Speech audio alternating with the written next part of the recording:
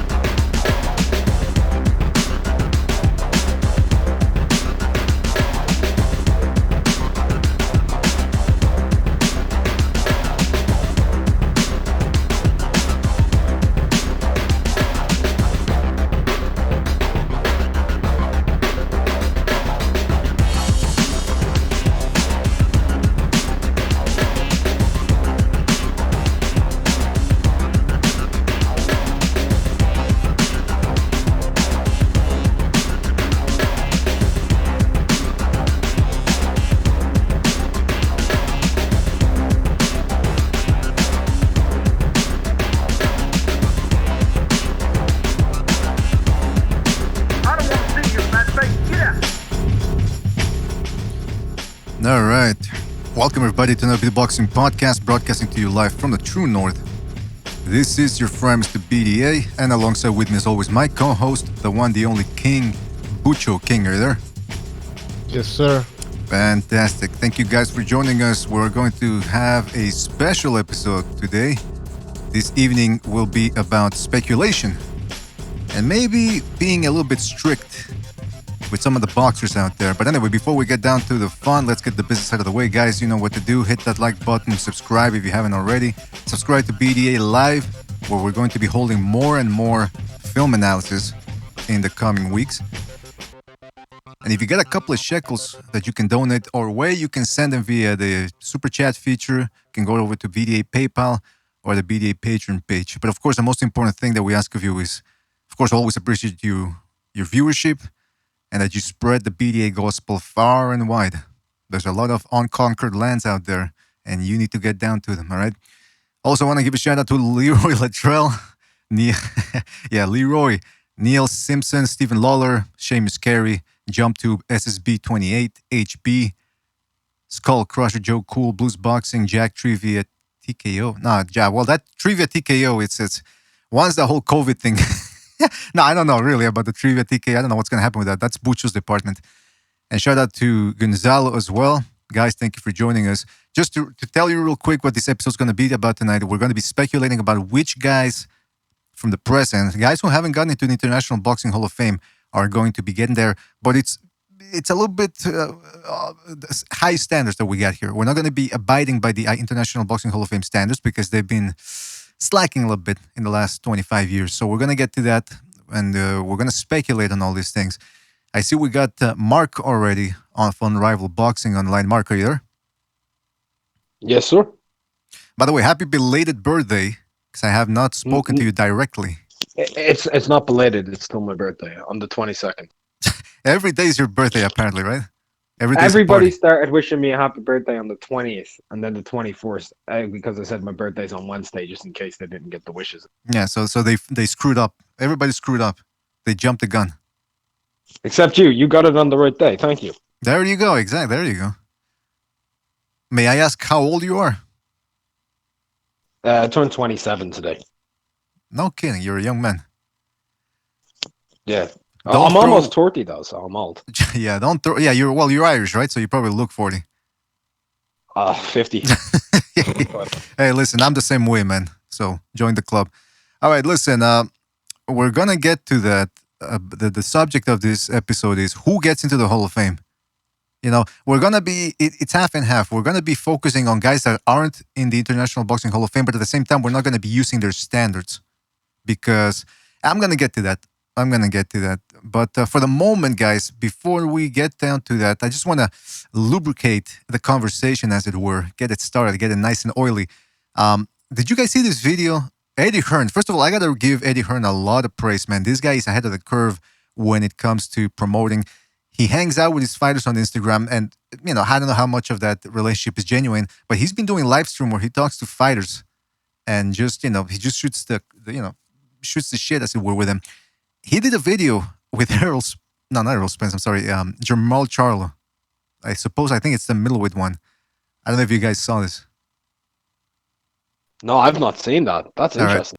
Right. Let me put it up here. Bucho, can I play this on the? I think I can, right? Yes. I mean, it's Is this from Eddie's own Instagram?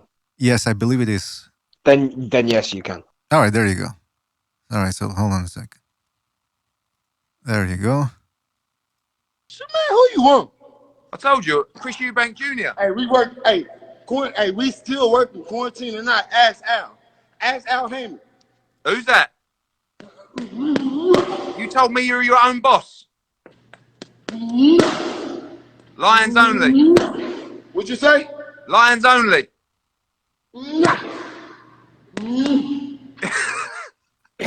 What about Triple G? What about Triple G? Hey, I'm trying to get motivated. Keep motivating me. What about Triple G? Triple G says he's ready. Triple G? Who? Canelo. What you got for Canelo? Hold on. Never hold on. Who else? Billy Joe Saunders. He wants to go. Is he What kidding? the Is he fuck? kidding? By the way, Stop playing with me. You know who the fucking call. Listen, it's a Stop great playing chat. Top banter. Hey, You good? I'm perfect. it's almost over. By By the way, I See saw it. your crib there. Look at this. Look at this. Holler at you later, bro. I've got to say, I was highly impressed. Highly impressed. I mean, imagine making all that money for not fighting anybody. he got the last word in there. He got the last word in there. First of all, guys, did Errol Spence sound? I mean, not Errol Spence. Sorry, Jermall Charlo. Did he sound drunk to you guys? I don't know. I'm really drunk. I've seen this meme. I'm Was that? I seen this meme on TikTok, right? You guys know what TikTok is, right? Yeah. Yeah, it's like Yeah. So I seen this like kid who was like fucking bending over, and like people like kept going yeah with like this plug socket. It sounded exactly like it, and people were plugging it into somebody's arsehole all the time. Oh, yeah. What the fuck was he doing? Let's play that again. Hold on, real quick. What you got for Canelo? Hold on. Never hold on. Hold on. Who else? Billy Joe Saunders. He wants. Did he think that was impressive, hitting the bag that way? Like loading up and leaving the arm there? well, that's I the think way the you're gonna answer knock is him. Yeah, what the fuck was that, man? That was Jermell. The fuck is that, man?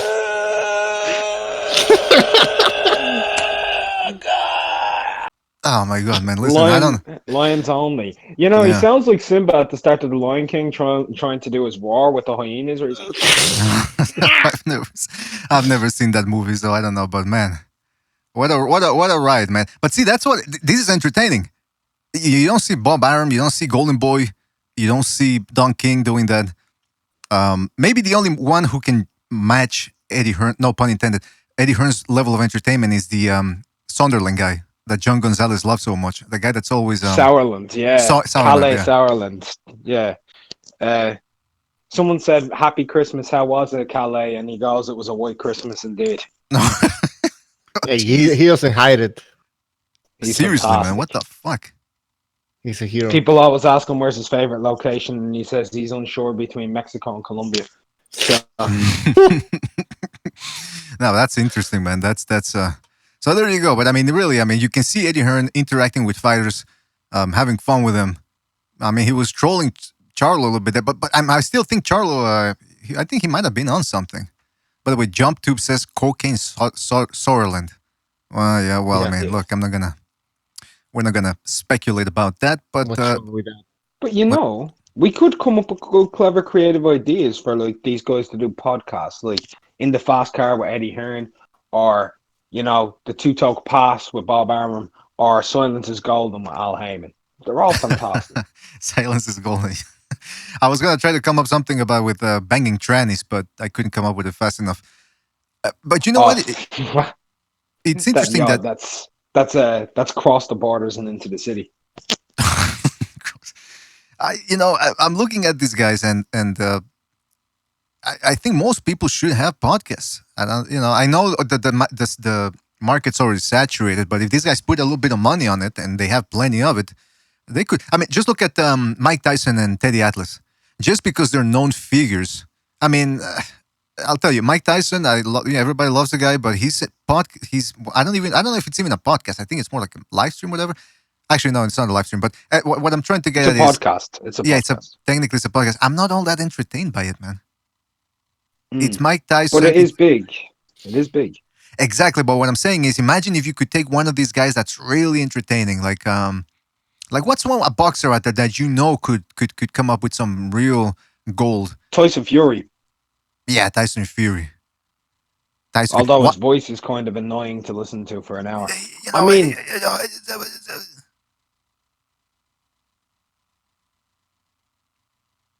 mean, I'd listen to Dillian White for an hour. He's funny. Oh, you see? Well, yeah, there you go. That's one guy. One guy that should definitely not have a podcast is Billy Joe Saunders. That he's going to be in jail before the week is over. If he's doing podcasts, he'll lose his career, but that podcast would be successful as shit. You think so? It would be. Yeah, you'd watch it. I'd watch it. Everyone here would watch it. Billy Joe going off for an hour on everything. That'd be great. I don't know, man. He doesn't really seem that funny to me. I mean, he's the type of guy that seems to try too hard. Like, he hangs around with friends that think he's funny, but he's not really. You know what I mean? Toyab Bood leads a podcast. Who? Toyab Bood. Toyab Bood. No, Toyan Bood. Oh, Toyan Bood. You know? Yeah. Okay, yeah. Bucho, how about you, man? Who would be good with a podcast? Which fighter?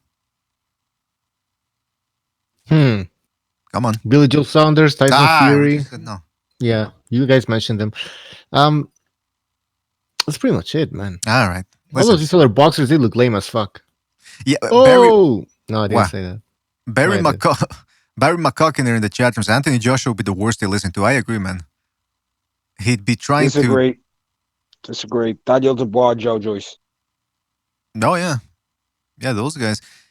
Because the problem with Anthony Joshua is he would be attempting too hard to be humble. He would be all about positivity and Instagram memes. And if you really want, when God closes a door, he opens a window, or the other way around, whatever the fuck it is. I mean, come on. Yeah, nobody wants to hear that. Yeah, but that's clever. That's clever.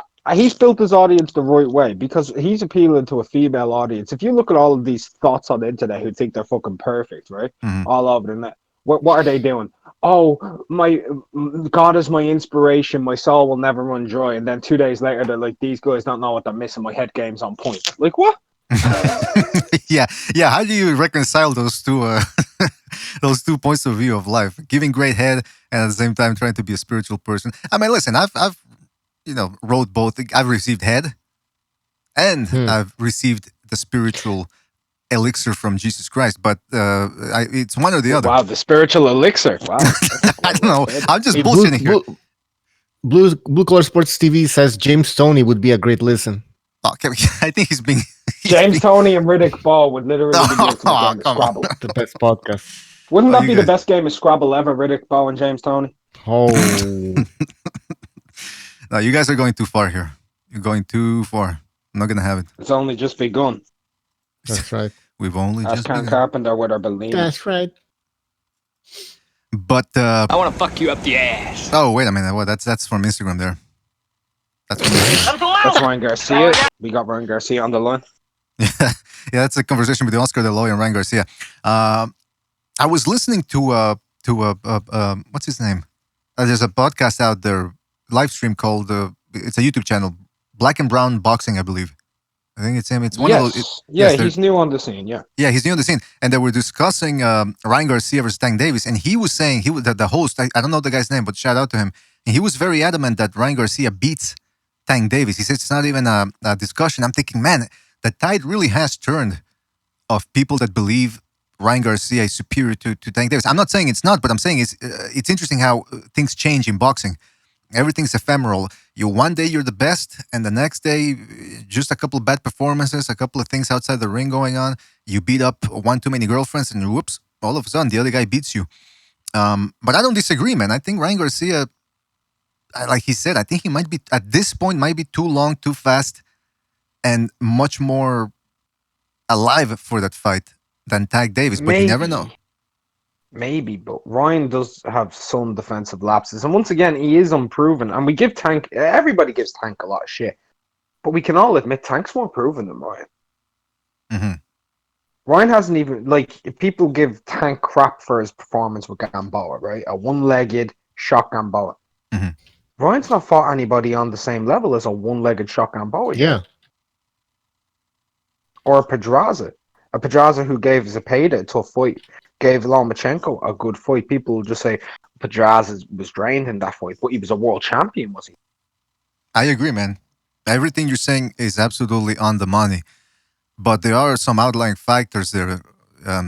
Tank Davis, the fact that he hasn't looked good in the last couple of performances, the fact he might not. Anyway, but he made some good points about the stylistic matchup. But you're right, man. That's why I'm saying it's interesting how Tank Davis went from he would murder Ryan Garcia to now a lot of boxing fans out there here on this YouTube community are thinking, you know what? Maybe I'd pick Ryan Garcia.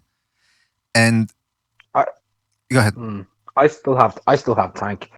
I don't like Ryan Garcia. He's very I do like him, but he's very hook reliant. And Tank's actually a straight puncher. He throws that straight down the line. If he gets inside, I don't know if Garcia can handle him. I have not seen Garcia's inside game yet. I have. And it was in the fight where he went the distance of the majority decision or the close fight with the dude who Linares sparked. He wasn't enjoying that guy on his chest at all. People will be like, he's improved a lot since then. He's improved a bit against different styles. He hasn't fought that style since. He's fought different styles. But if Tank were to get on top of him, which he could very well do, because Tank's not bad. His feet aren't amazing, but what he does possess is the ability to get on top of you by using his jab, kind of weave into the side and get. He's able to do that. He can throw a good uppercut between the guard as well. He is shorter and everything, but I feel he does possess more power. I mean, most referees would have stopped that Gamboa fight when Gamboa went down 4 times and had injury in that fight in the 4th, 5th round. That referee didn't. That was like a throwback referee. Fair play to him for allowing it to go on as long as he did. He could have had Gamboa killed in there. But Tank started to gas. If Tank were to fight Ryan Garcia, I'd see him being a bit more committed because I think he'd have to because his reputation would be on the line because that's a young guy too. And it's actually a big loss if he loses to another prospect. Yeah, exactly. Yeah, especially an unproven prospect like Ryan Garcia. But I can see both sides of this discussion. I can see Ryan Garcia being problematic for Tank Davis just based on the hand speed and the height alone. But like you mentioned, that fight against... I forget the guy. The guy that he went to a majority decision with. No inside game. He was clinching. All clinching. Once the other guy got inside, whoops, let me clinch you. He was looking like the Mexican Vladimir Klitschko in there. And I said, you know what? He needs to improve that. Or at worst, he needs to improve his counterpunching game so that he can catch Tank Davis coming in. But let me tell you, if Tank Davis gets his way in there on the inside, like you said, a motivated Tank Davis, I don't see him being easily dispatched. I do not see it, man. The guy is tough. But that's the problem. A motivated Tank exactly. Davis. That is the flip side to there's a flip side to the coin, you know?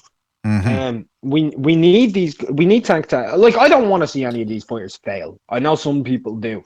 I'd love to see these guys fight because one way or another, I'm going to be happy. If Tank goes in there and fucking annihilates Ryan, I'm going to be laughing my ass off at Ryan because he's been talking mad shit. If Ryan goes in there and fucks up Tank, yeah, I'm going to be laughing my ass off at Tank because he's been talking mad shit, right? But if they go in there and give us a good fight, I'm going to be like, what a good fight. And fair play to both those lads for going in there and putting their all on the line because that's a risky thing in today's market. Two prospects, Tank's not really is Tank a prospect or not anymore? No, technically not. Because he was a prospect, then he became a world champion, and then he's detracted his career back down to where he's more of a prospective talent again. Because we don't know how good he is because he's gotten worse since a certain point. It was like he had 2 years of prime, like Mike Tyson. I agree. But technically, you can't, once it's like in the amateurs, like when you get a professional fight and you get paid for it, you can't go back to the amateurs. And it's the same thing in my mind with prospects. Once you've actually, yes, you can. Once you've actually gotten to a certain point, you can't be relegated to a prospect again. Huh? You can with the amateurs because now you can go back to them. Oh yeah, you're right. That what am I argument talking was good about? 7 years ago. That argument was good 7 years ago. You're right. I forgot about that. Jeez. But you know what I mean. I mean, it's like you can't get past prospect status and then get back to a prospect. We're not bikers here. It's boxing. But you know what? It's interesting because you said that you'd laugh your ass off either way with what would happen if these young guys fought each other. But man, I'm gonna tell you, I'm excited. See, that's the thing. People always bring up that boxing is dead. Oh, after people were saying that a couple of years ago. After Mayweather, who's left? After then Pacquiao came along, then Canelo, then you got Joshua. There's always all these big names coming up. And I'm not saying these guys are going to be big names, but there's potential for them.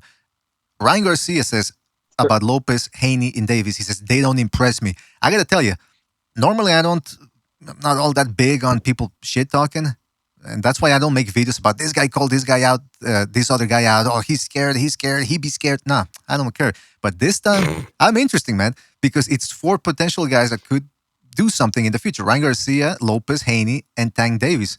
Most of them unproven, but at the same time shit talking to each other. So they may pressure these old promoters who never want to co-promote. They might pressure them to saying, hey, listen, fuckface, get me this fight or I'm getting the fuck out of here. What do you guys think about this? They're all kind of like all 4 of those guys seem to be like future pound for pound elect. You know what I mean? They're like, when you see these guys who come up, they're very, very talked about prospects. You see it a lot. Who's going to be the one who capitulates? Who's going to be the star of the bunch? And there's another guy who can go into that mix who's 2 divisions down below with Shakur. Shakur's being touted heavily to be a future star. And he can go into that mix with those guys in the next 2 years or so because he's already talking about moving up to 130. Teofimo's thinking of moving to 140. And then you start looking at, well, are they even going to fight? Do you know what I mean? Because how many times have we talked about fights, all of us, that have never materialized? We talk more fantasy fights than the actual fights. And when all of this coming off of the bat, I hope at least one of these guys or 2 of these guys do fight each other because you never know if you'll ever fight them. Because you're seeing it too often happen. Kell Brook, Amir Khan, that's one that springs to mind. Adonis Stevenson and Sergey Kovalev. That was a fight people really wanted to see. That was a massive fight. That was undisputed at light heavyweight. We all wanted to see that. Joshua Wilder. Yeah, another one that never happened could have Martinez Golovkin. They could have made that fight, and in a way, yeah, we did get to see the best fight, because Cotto beat Martinez, then Canelo beat Cotto, and then Canelo fought Triple G. But it's one of those fights where those guys were right there. They were right there, and no, didn't happen. So, it's. But listen, gotta cross your fingers. At the end of the day, money talks, and this is a business. So they could make those fights happen. By the way, we got Recognize on the line. Recognize, are you there? What's going on? What's up, everyone? Good, man. How's you been patrolling the streets of New York? There's nothing to patrol. Nobody outside. Still, man, because they're all dying. They're all scared in their house under their covers. Ooh. I've heard that there's been people protesting across the United States now. More and more states, people are protesting. They want this shutdown ended. Yeah. So there you go, man. I mean, people a lot of people are losing their jobs. It's not, and the rent keeps, keep on going. They got to pay their rent. Mm-hmm. I don't know how long America's going to be afraid to go outside. That's not going to work out. Yeah, because I was they're not going to have a place. They're not going to have a place to go outside to hide in. Yeah, because I was wondering if I wanted to ask you if maybe you started seeing more and more people come. Because I know you're one of the guys that's usually you are out on the streets despite this whole thing. So I was just curious if there were more and more people coming out. But you say no, it's still the same. Well, I mean, listen, it's a little. I see a little bit more activity because sometimes I have to go to work. I have to go into the city, and so you do see some people, but it's like you're getting one message and then you're getting another message. It's like, you got the president saying he's going to open up America as if it is America is a business. Like he's talking about opening up at a certain time, and then you got certain politicians in New York, like the governor and the fucking pussy mayor. Oh, wait a minute. Oh yeah, he's a chump. Now wait a minute. Anyway, so you're saying no, it's not. They're saying, "Oh, we're not sure. We can't do that." And it's like, shut up, man. It's a fucking virus. Get over it. There you go. Yeah, get over it. Walk it off. That's what I say. Now, recognize, before you got here, we were talking.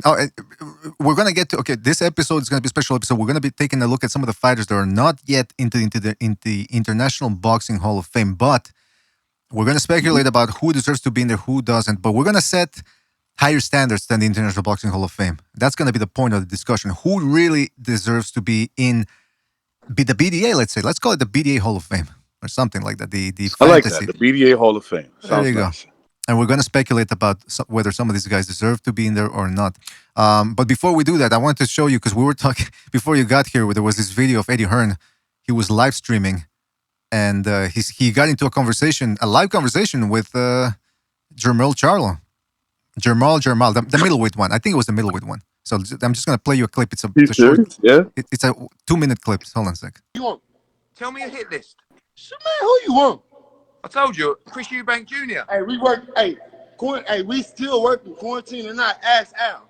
Ask Al Heyman. Who's that? You told me you're your own boss. Lions only. What'd you say? Lions only. What about Triple G? What about Triple G? Hey, I'm trying. Right, top banter. Fighting anybody. Look at this little zinger from Eddie Hearn at the end. I mean, imagine making all that money for not fighting anybody. Oh, jeez. I mean, these guys, he stung him there at the end. But first of all, what's up with Jermell's screaming there? Yeah, I don't know. He's doing that whole breathing out when you punch. I know it says Jermell, but that has to be Jamal, because he's asking him to fight all these middleweights. You know what I mean? Yeah, he's talking about Jamal. That's the bigger one. Yeah, I That's think the that 160, Charlo. I don't know which one it is, man, but that's screaming there. The one that's at 160. Yeah, Jamal. Because Jamel's fought people. I would disagree with him if he said Jamel hasn't fought anyone. Mm-hmm.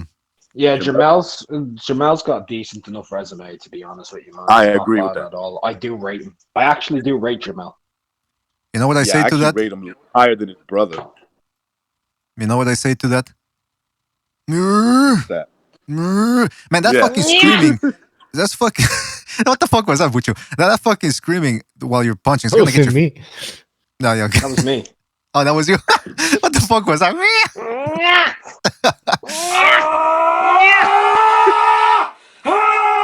All right, listen. Yeah. Give it to me, baby. All right, so listen, this might be as good a time as any. Let's start this off, man. Speculation time. We're gonna take a look at a list here. Who do we pick first, man? All right, you know what? Let's go with a guy that just recently, more or less recently retired, and at some point was considered pound for pound, and at one point he was considered unstoppable. Big question was going to be, who's going to stop him? Who's going to stop him? Well, he ended up getting, not stopped, but he ended up getting schooled, one could say. And that is, hold on a second. Okay, so here's where we're going to be taking a look at the list here, right? Hold on a second. What is this? Oh, yeah, that's it. Kelly Pavlik.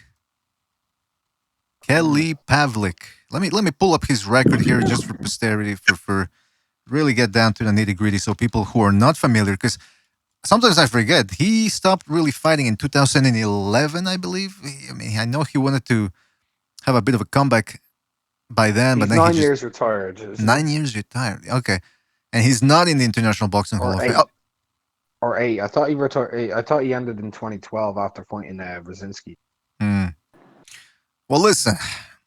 Oh, actually, yeah, you're right. Will Rosinski, which was a bit of a good win. I mean, Rosinski was decent national amateur, quick-handed, and Pavlik really he was starting to look good, man, with Robert Garcia.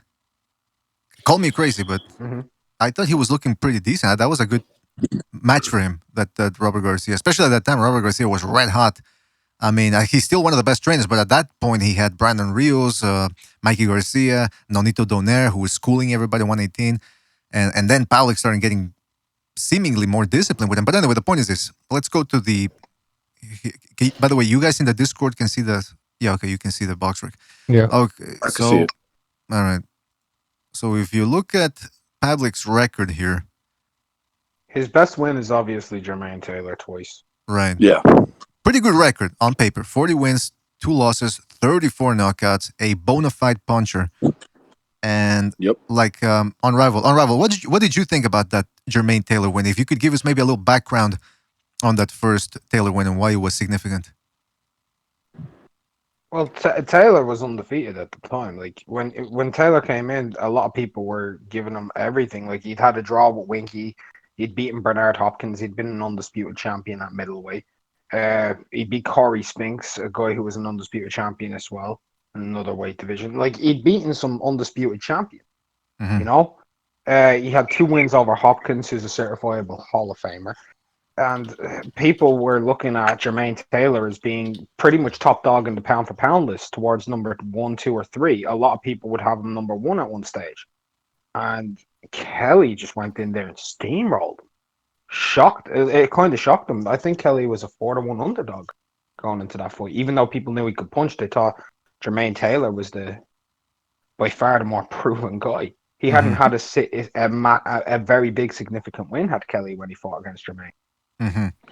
Yeah, I remember that too, man. I remember thinking that that this kid Pavlik had a shot, but the obvious person that everyone saw as the favorite was Taylor because of all the stuff that Mark just said. I was impressed, but I thought he also exposed Taylor for what was to come. You know, like Taylor always struck me as the type of guy that came in at the right time with Bernard Hopkins. Hopkins always had problems with fighters like him throughout his career, and then after that, he couldn't take it further. He couldn't go decent wins like Winky Wright, draw, Corey Spinks. A little disappointing, but he won the fight with his performance, and then he gets, then obviously he gets obliterated by Kelly Pavlik. I'm gonna say Pavlik, man.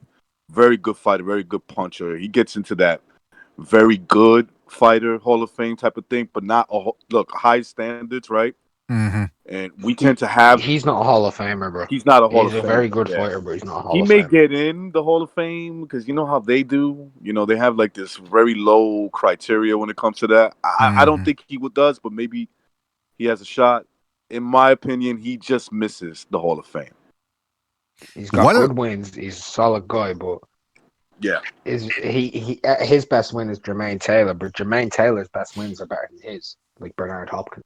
He's in that very good category. He's one of those guys that were very good championship material, but not Hall of Fame status. He had those 2 wins over Taylor. Previous to that, he had a win over Edison Miranda. Now, I know in hindsight, people look at Miranda and they go, fucking Miranda. But think about it. Miranda was knocking out people. Okay, they weren't the best. Remember, he was dangerous at one point. He was dangerous. And he knocked out Banks. I forgot what the guy's name was. He was on the Contender at some point. He knocked him out. I think it was a knockout of the year for 2007. He also had Alan Green just rolling all over the ring. It wasn't a pretty performance, but I think he did drop him a couple of times near the end. So a lot of people were actually talking about Miranda Taylor. That's the fight that people wanted to see. And Pavlik went in there and spoiled the show. And I think a lot of people weren't expecting much of Pavlik, despite having a good professional record, because this was Miranda before. was the favorite against Pavlik as well. Exactly, yeah, but that's what I'm saying. Is because I think most people look at Pavlik, they hadn't seen him. He was fighting out of Youngstown, Ohio. Nobody really, they weren't producing a massive fight. So people looked at this guy and say, "Who is this?" This was before the wave, right before the wave of Eastern Europeans invading the professional ranks. So whenever people saw a white guy, they were like, what's he gonna do? But like you said on Rival, Miranda was the favorite, and Pavlik just backed him up, beat him up. Really, one of the worst beatings I've seen a top guy take that way. I mean, it was very. And before that, He beat Pavlik, the shit out of him. oh yeah, He beat the shit out of him. that's a good performance to watch if you want to know how to fight a guy who's got long arms, who doesn't know how to fight on the inside, because Pavlik just mauled him. And prior to that, he also beat Jose Luis Certuche, who, okay, he's not a Hall of Famer, but I mean, he was a tough guy at the time for a guy like Pavlik. So he had those wins, Pavlik. And, okay, the Miranda win, 2 Taylor wins. He beat Marco Antonio Rubio too, who's, a decent contender for the generation. But after that, Pavlik got schooled by Bernard Hopkins. And, it's a 43, 44-year-old Bernard Hopkins. And then he lost a competitive fight against Sergio Martinez, where he lost the lineal middleweight championship. So, but you guys are saying essentially Kelly Pavlik, 3 good wins if you really want to push it, but not enough for the Boxing Hall of Fame, the fantasy boxing. 3 good wins, not Hall of Fame wins. Okay. Yeah. I vote nay. I vote Nay. Nay? Nay. He's one of my favorite fighters to watch as well, but there's a difference between how good you are overall for a Hall of Fame criteria and being entered. Shout out to Arturo Gatti. Mm-hmm. By the way, guys, I'm very happy that you guys got the high standards, because I was afraid as we were planning this show. I was like, fuck, these guys are probably going to say yeah to everybody. No, man. Hall of Fame has to be elite. Kelly Pavlik had a tremendous career. There's thousands of boxers out there that never even make it to do half of what he accomplished. But we're talking about elite fighters, elite accomplishments here. All right, it's if everybody gets in, it's not exactly. Like 5 boxers that make it every year, no? 5? Yeah, I think it's only 5 boxers. So come on, I mean 5 every year, but every year that goes by, 12 years, that's 60 more people. And most of them will pretty much be from the same era, like a 15-year period. Look, man, when you really look at boxing and how many people enter the professional ranks, because it's not that hard to become a professional. You think about the guys that make it to the top. I mean, you're a good fighter. You're pretty much a very good fighter. And so from there on out, what you do will be judged as almost Hall of Fame material. And I think that's what Pat gets. He gets that status, the guy that, almost got, and you could point to the problems that he may have had outside. In the end, we judge him on what he did in the ring. Amen. By the way, we're having connection issues, I believe, a little bit. So maybe people on the YouTube, don't be afraid. We're still on here. But all right, so so Kelly Pavlik, I'm putting him here on the list. This is the Hall of Fame, and according to our standards, he will not make it. I mean, International Boxing Hall of Fame, where they're losing. Like, they got Ingmar Johansson in there, and Ray Boom Boom Mancini. Nice guys and everything, but come on. It's like we said, But you elite. can still argue Ingmar has better wins than fucking Kelly Pavlik, even. I know. You know what I mean? I know, but listen, 1 win over Floyd Patterson. Come on, we got like we said, we got high standards here. High standards. All right, so we said Kelly Pavlik. No. Now let me just give me 2 seconds here. I'm gonna put Kelly Pavlik in the list, in the folder where we're done with him for the moment. You know what? Let's go with another fighter, an opponent of his. Why not? A guy that most people have already forgotten, despite the fact that it wasn't long ago that he was considered one of the top 5 pound-for-pound guys in the world, and that is, of course, Sergio Martinez. He had, correct me if I'm wrong, he had a title at 154, and he had the lineal Yeah, championship at he middleweight. gets in for me. He gets in. Well, break it down for us. Well, I mean, he's a two-weight class champion. Mm-hmm. You can arguably say he was the man in both weight classes at one point. That's hard to do. That's Hall of Fame status for me. Once you do that, once you accomplish yourself as the guy at either weight class, you get in. I'm pretty sure Sergio Martinez wasn't a 154-pound world champion. I'm pretty sure he was an interim champion. Yeah, maybe I'm. Let me check. Let's check the old box rec here. Hold on a I think he second. picked up interim status when he fought Alex Benema, I think it was, and then he had the draw with Cintron, but those were interim world titles. Yeah, interim. Yeah, you know what? I mean, first of all, I'm not basing this on world titles. I'm basing this on contenders beat and how he beat them. So Bunema, he beat the crap out of him. Kermit Cintron, it should have been a win, but referee. We were talking about referees earlier, fucking shit up. That was. But listen, it's a draw on paper. Paul Williams. What did you guys think of that first Paul Williams fight? Nope. Is Mr. BDA still there? I don't know. Can you guys hear me? Did he drop off? Can you guys hear me? Hello? You guys hear? Oh shit! It's Discord. All right, hold on a second. Give me 2 seconds here. It's All right. Oh yeah, sorry, it was the Discord connection there. It fucked up. All right, let's try this one more time. What did you guys think of the first Martinez Paul Williams fight? Because some people say that Martinez got robbed in that one. I wouldn't say he got robbed. It was a great fight. I had it a draw from what I remember. The fight was a draw. Mm-hmm. And then obviously, we know what happened in the second fight. Oh yes. It was a tight fight. It was a very close fight. I scored a point to Martinez. I can understand why I can understand why the judges gave it to Paul Williams. I mean, he's the type of guy that just that naked pose might keep him out of the Hall of Fame. Mm-hmm. Yeah, I think I changed my mind. Okay, come on, wait. Come on, man. No, but seriously, Paul Williams is the type of guy. A guy at my gym told me this. He says, like, you know, when he got that disputed win over Lara, and he said, well, look, Paul Williams kept walking forward, kept moving his hands. Some judges like that. I mean, they like a guy that never stops coming forward and letting punches go.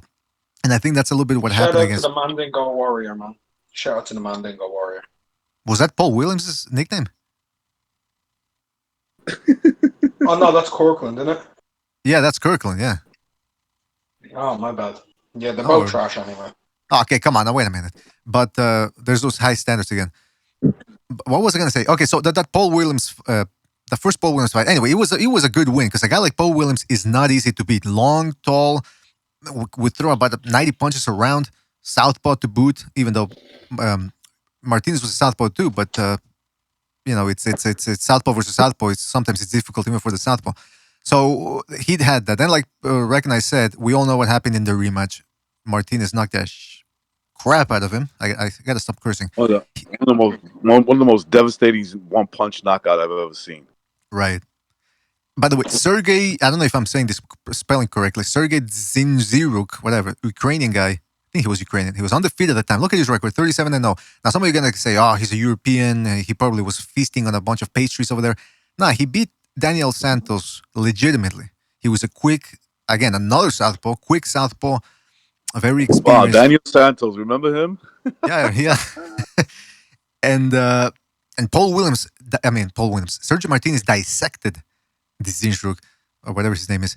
Darren Barker, all right, he had one title win, I believe. But hey, look, Martinez dispatched him the way a champion should, even though he had trouble in the first couple of rounds. Same thing with Macklin, couple of little trouble there, but dispatched him.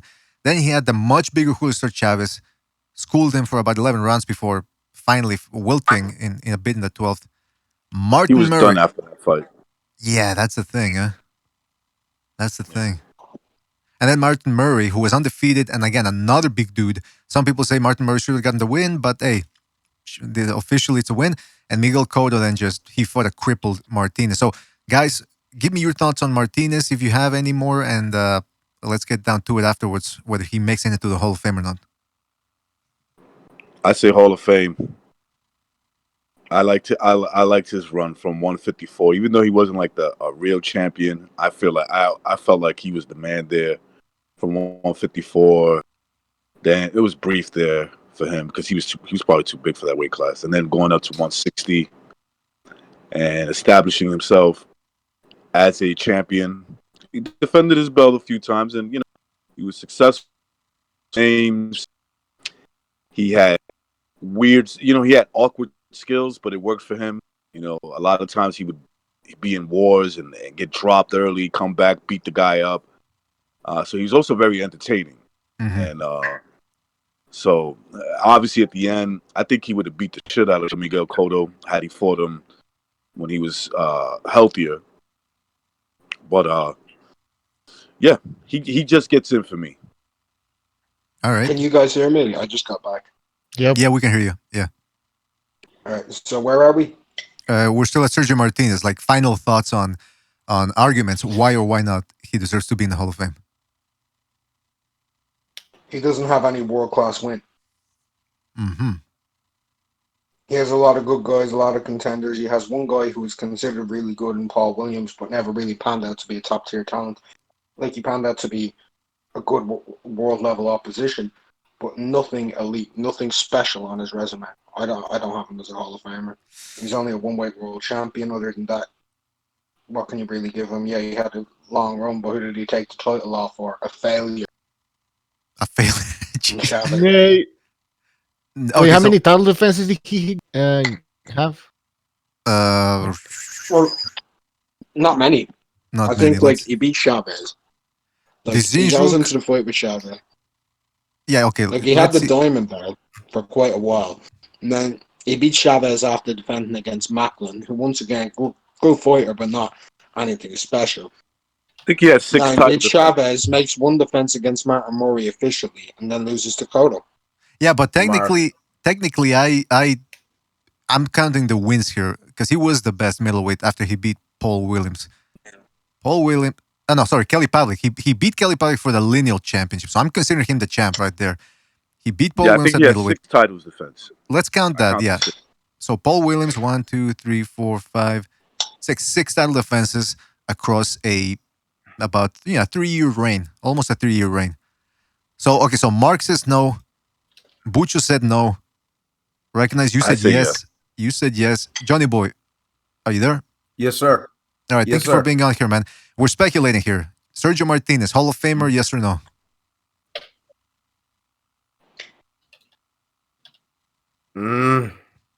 Come on. Oh, man. I got to think. Putting me on the spot here, Tommy. Hang on. All right. This is meant to be high standards, by the way. Yeah, that's the right. High standards. Can I just say he's on the fence, or do I got to pick? He's on the fence and he's sitting on the pole of the fence. Is that what you're saying? He's sitting on the fucking pole. Yeah.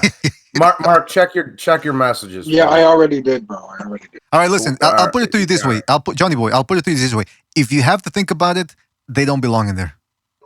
Yeah. I was that very good Hall of Fame for very good fighter for. Yeah. What I was gonna say was I'd be on the fence about it, but if you put a gun to my head, I'd probably say no. That's what I was gonna say. Okay, what if Martinez puts something else next to your head and he threatens you with it? I'd fuck you. You remember Popeye from Blood In, Blood Out? Sure do. Okay, well that's what would happen. Put it this way: he does that to my face, I stab him to death. All right, most people in the chat say no. Oh, there you go. Wow, I'm surprised. What about you, BDA? You haven't given your opinion. I think, man, he barely misses it, man. I would actually. Okay. Actually, no. You know what? Fuck that. I would say yes, man.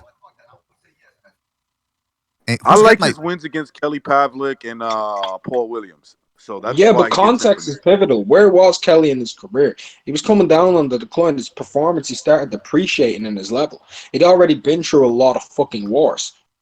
He was so much easier to take on at the time, and Martinez didn't have an easy night with him. And yeah, sure, he was a lineal champion, but context is pivotal to just how good that Pavlik win was.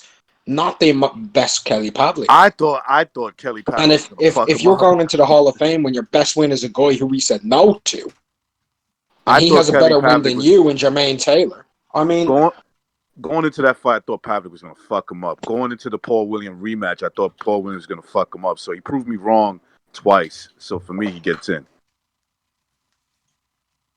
Are we there? Yeah. I'm gonna listen. I didn't think he could beat those guys. Not the way he fought. Yeah, but just because you didn't think it, like, upsets happen in your mind all the time. I mean, yeah, but it plays a huge role into like what do I think is a Hall of Fame fighter? Like at one point, did you think Bradis Prescott was going to fuck up Amir Khan? Well, I wasn't even really following Amir Khan back then, to be honest, and I racist. probably would have not had a good opinion about him going into that fight. All right, Beria is crying and saying that if what was he saying here? He's mad because Sergio didn't get in. I'm pissed because if he was Russian, you guys would be saying Hall of Fame, and then Sergio has skills, man. What's with all the he's people? got skills, but we're talking Hall of Fame. Hey, I voted him in. If the panel didn't vote him in, you got to respect it. They just don't think he was. They think he was in the fence. That's all. What's with? Hey, by the way, can I ask you guys something? To move on. Can I ask you something? What's with people becoming Nostradamus all of a sudden? If this guy was this guy, you would say this. If that guy was, shut up. You don't have a crystal ball. You can't tell the future here. Yeah. And I'm not saying this necessarily to you, Beria, but I am saying it to you. Go fuck yourself. No, I'm kidding. Listen, the point is this. Yeah, me too. I'm kidding. I'm going to make an executive decision, man. I thought he showed, it's not just, he did have a good resume, man. And he showed, in my mind, Hall of Fame standards, man. Incredible talent in there with the speed and the agility and the power. He went 12 rounds against a very tough Paul Williams, showed tremendous stamina, knocked him out in the rematch, schooled Chavez Jr., except for that last round. The other guys he beat were very tough contenders, and he beat him up, outboxed him at some point too as well. So I'm thinking I would say yes, man. I would say yes.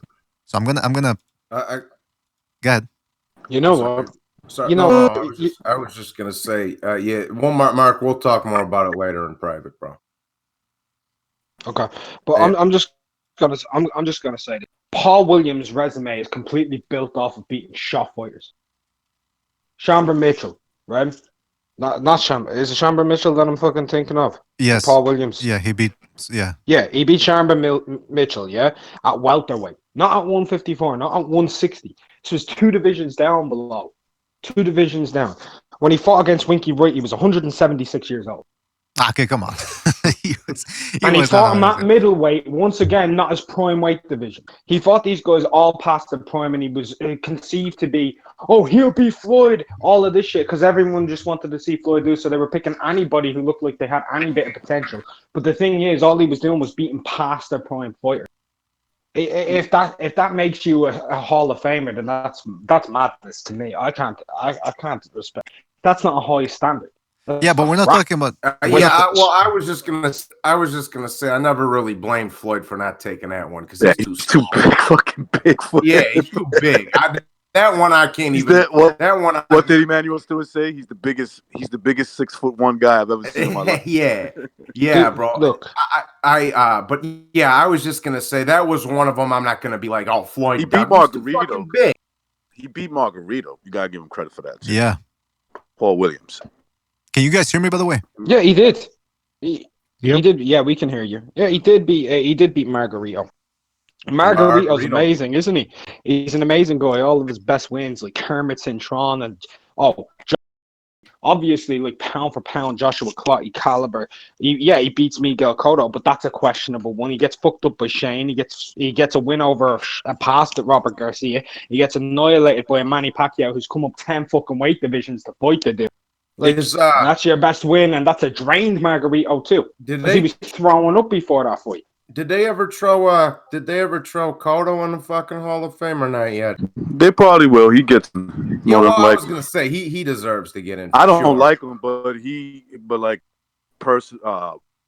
what I think about him as a person, to the side, he had a recognize. I was gonna ask you that anyway, just because, like I say, all my fucking primos are Ricans and shit, bro. Like, what was your beef with? Because I loved Cotto. No, it has nothing. it has nothing to do with my little beef with him. It's just that if you look at his career, he's a fucking that's what he is. He's a fucking complainer. He cries about everything. Everything's You don't a fucking robbery talk to shit him. about my guy Cotto like that, man. I'll fuck you up. Well, you gotta remember, you gotta remember too when Cotto was in his prime, bro. I was fucking around in high school and all that other shit. So I wasn't as he was very good. Don't get me wrong, Johnny boy. He's very good. Obviously, he's yeah. No, I got you, bro. Island. He's one of the best to come out of that little island. So I'll give him all the credit in the world for that. There's no doubt. But he's he's a Hall of Famer for sure. He won in 4 different. I want to say 4 different weight. Was it 4? Wait, 140. Yeah, 4 different weight classes. So you got to give him his props for that. Yeah, man, I always wanted to see him and Bradley, bro. I thought that would have been a fucking banger. That would have been a nice fight, bro. That would have been a nice fight, man. Miguel Cotto probably gets the best of him in the end, but I don't know. Yeah. Well, can we keep to Sergio Martinez? Oh yes, sorry. No, sorry. I was just saying we brought up somebody had mentioned Cotto, and I just because like I say, I wasn't paying that much. I was paying it not like as much because I was Sergio Martinez was one of my favorite fighters by far, and it's a big no. He needs 2 more wins for me. He needs 2 more good wins, and then but he doesn't have them. He gets him for me. He just gets no.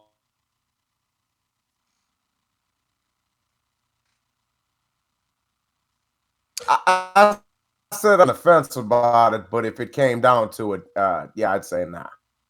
Yeah. I think that sounds just about right. I think if you ask most people, they would probably give you that 4-2 no, and maybe a 3-3. He's one of those type of guys. Yeah, it's debatable. So he's on the fence. If you get to the point where you're on the fence, you're obviously not a Hall of Famer. If people can't make their mind up.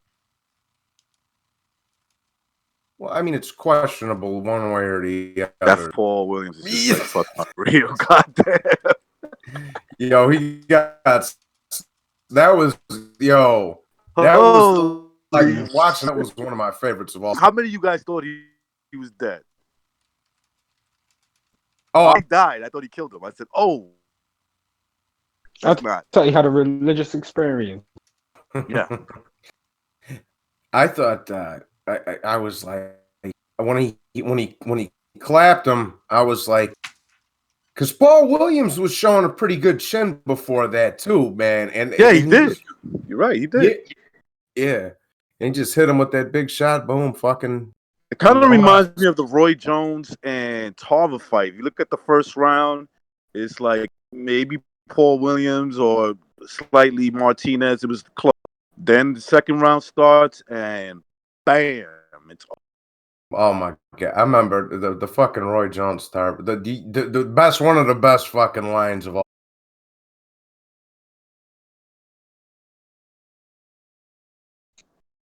Yeah.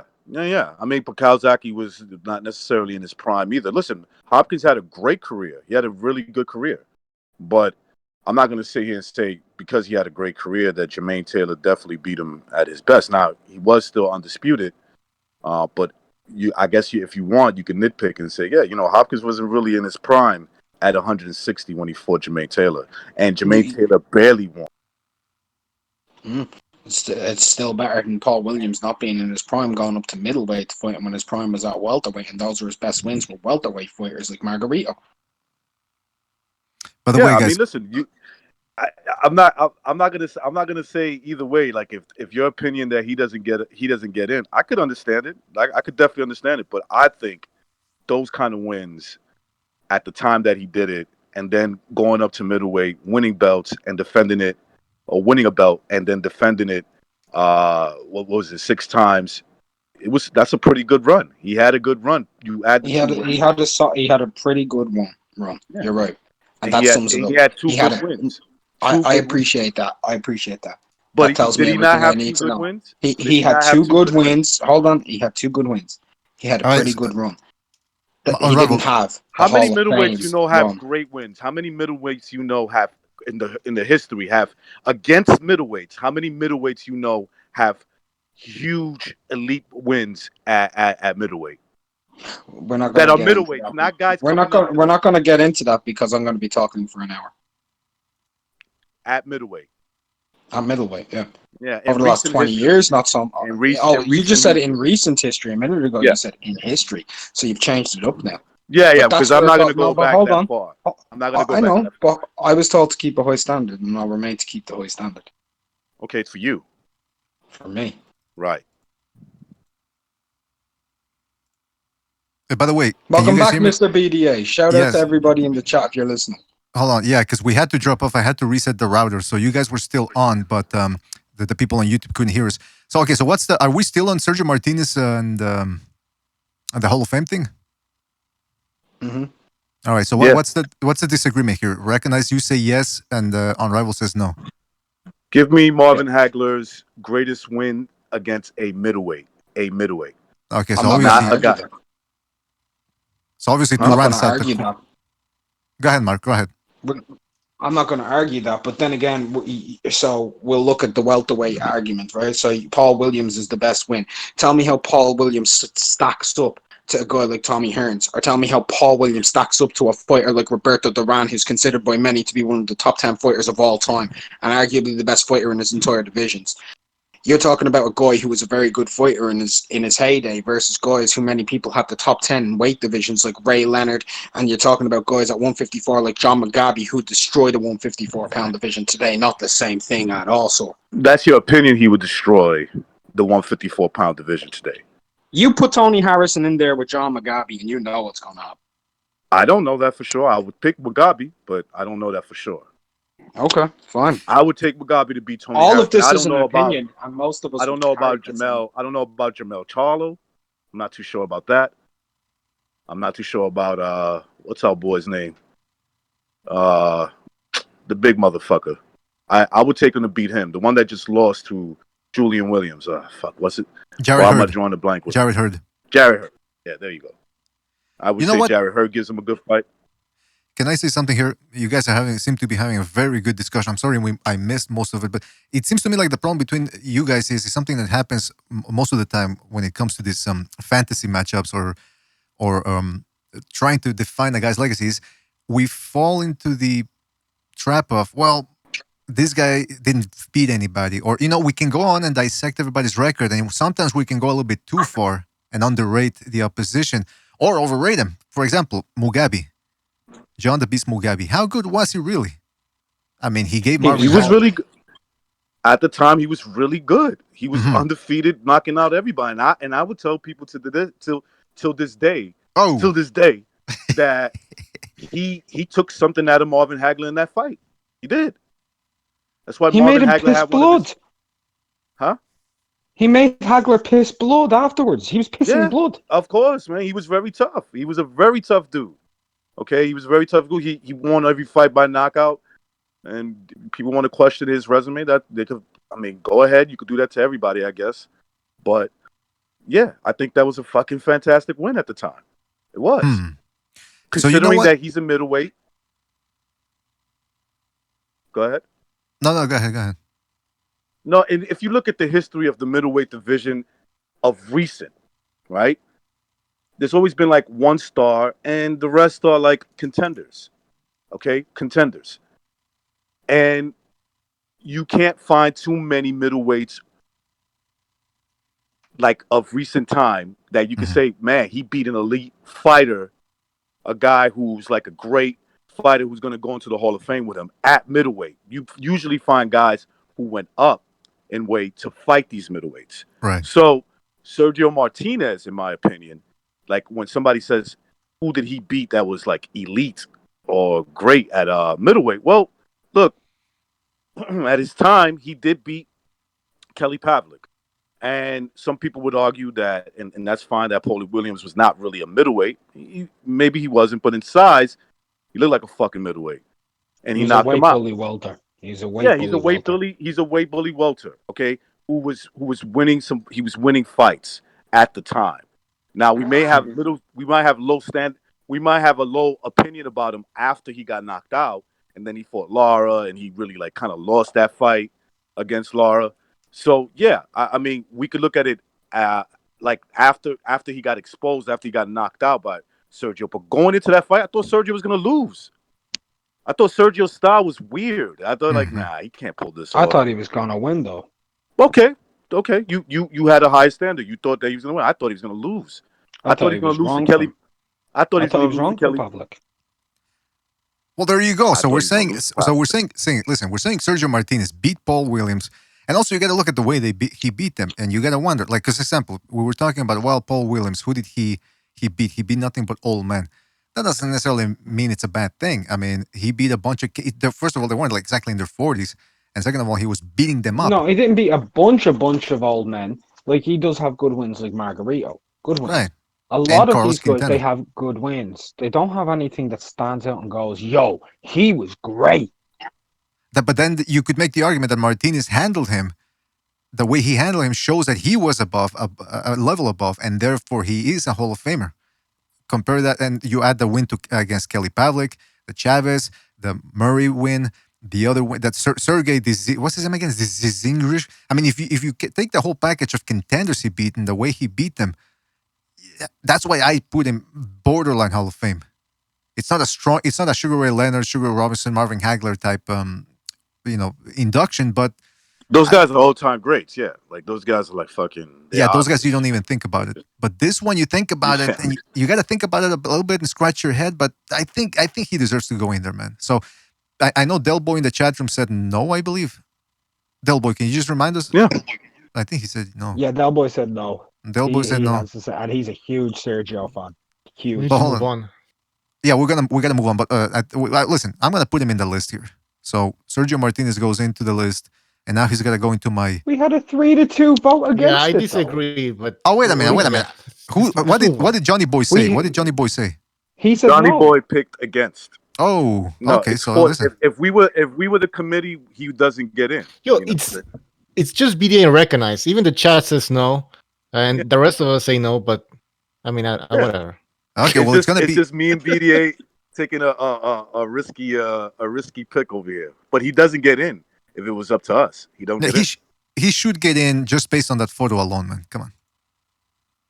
We'll give you that one. You get a pass on this one, but not the next, the ones that are coming after. So. All right, let me just put fuck, because I'm looking for the picture here. I gotta put it in the folder because I got a whole bunch of pictures. Okay, there we're done. Okay. Let me see where we can go with. Okay, let's go with one that's not gonna take a whole bunch of time. Zab Judah. That might take a whole bunch of time.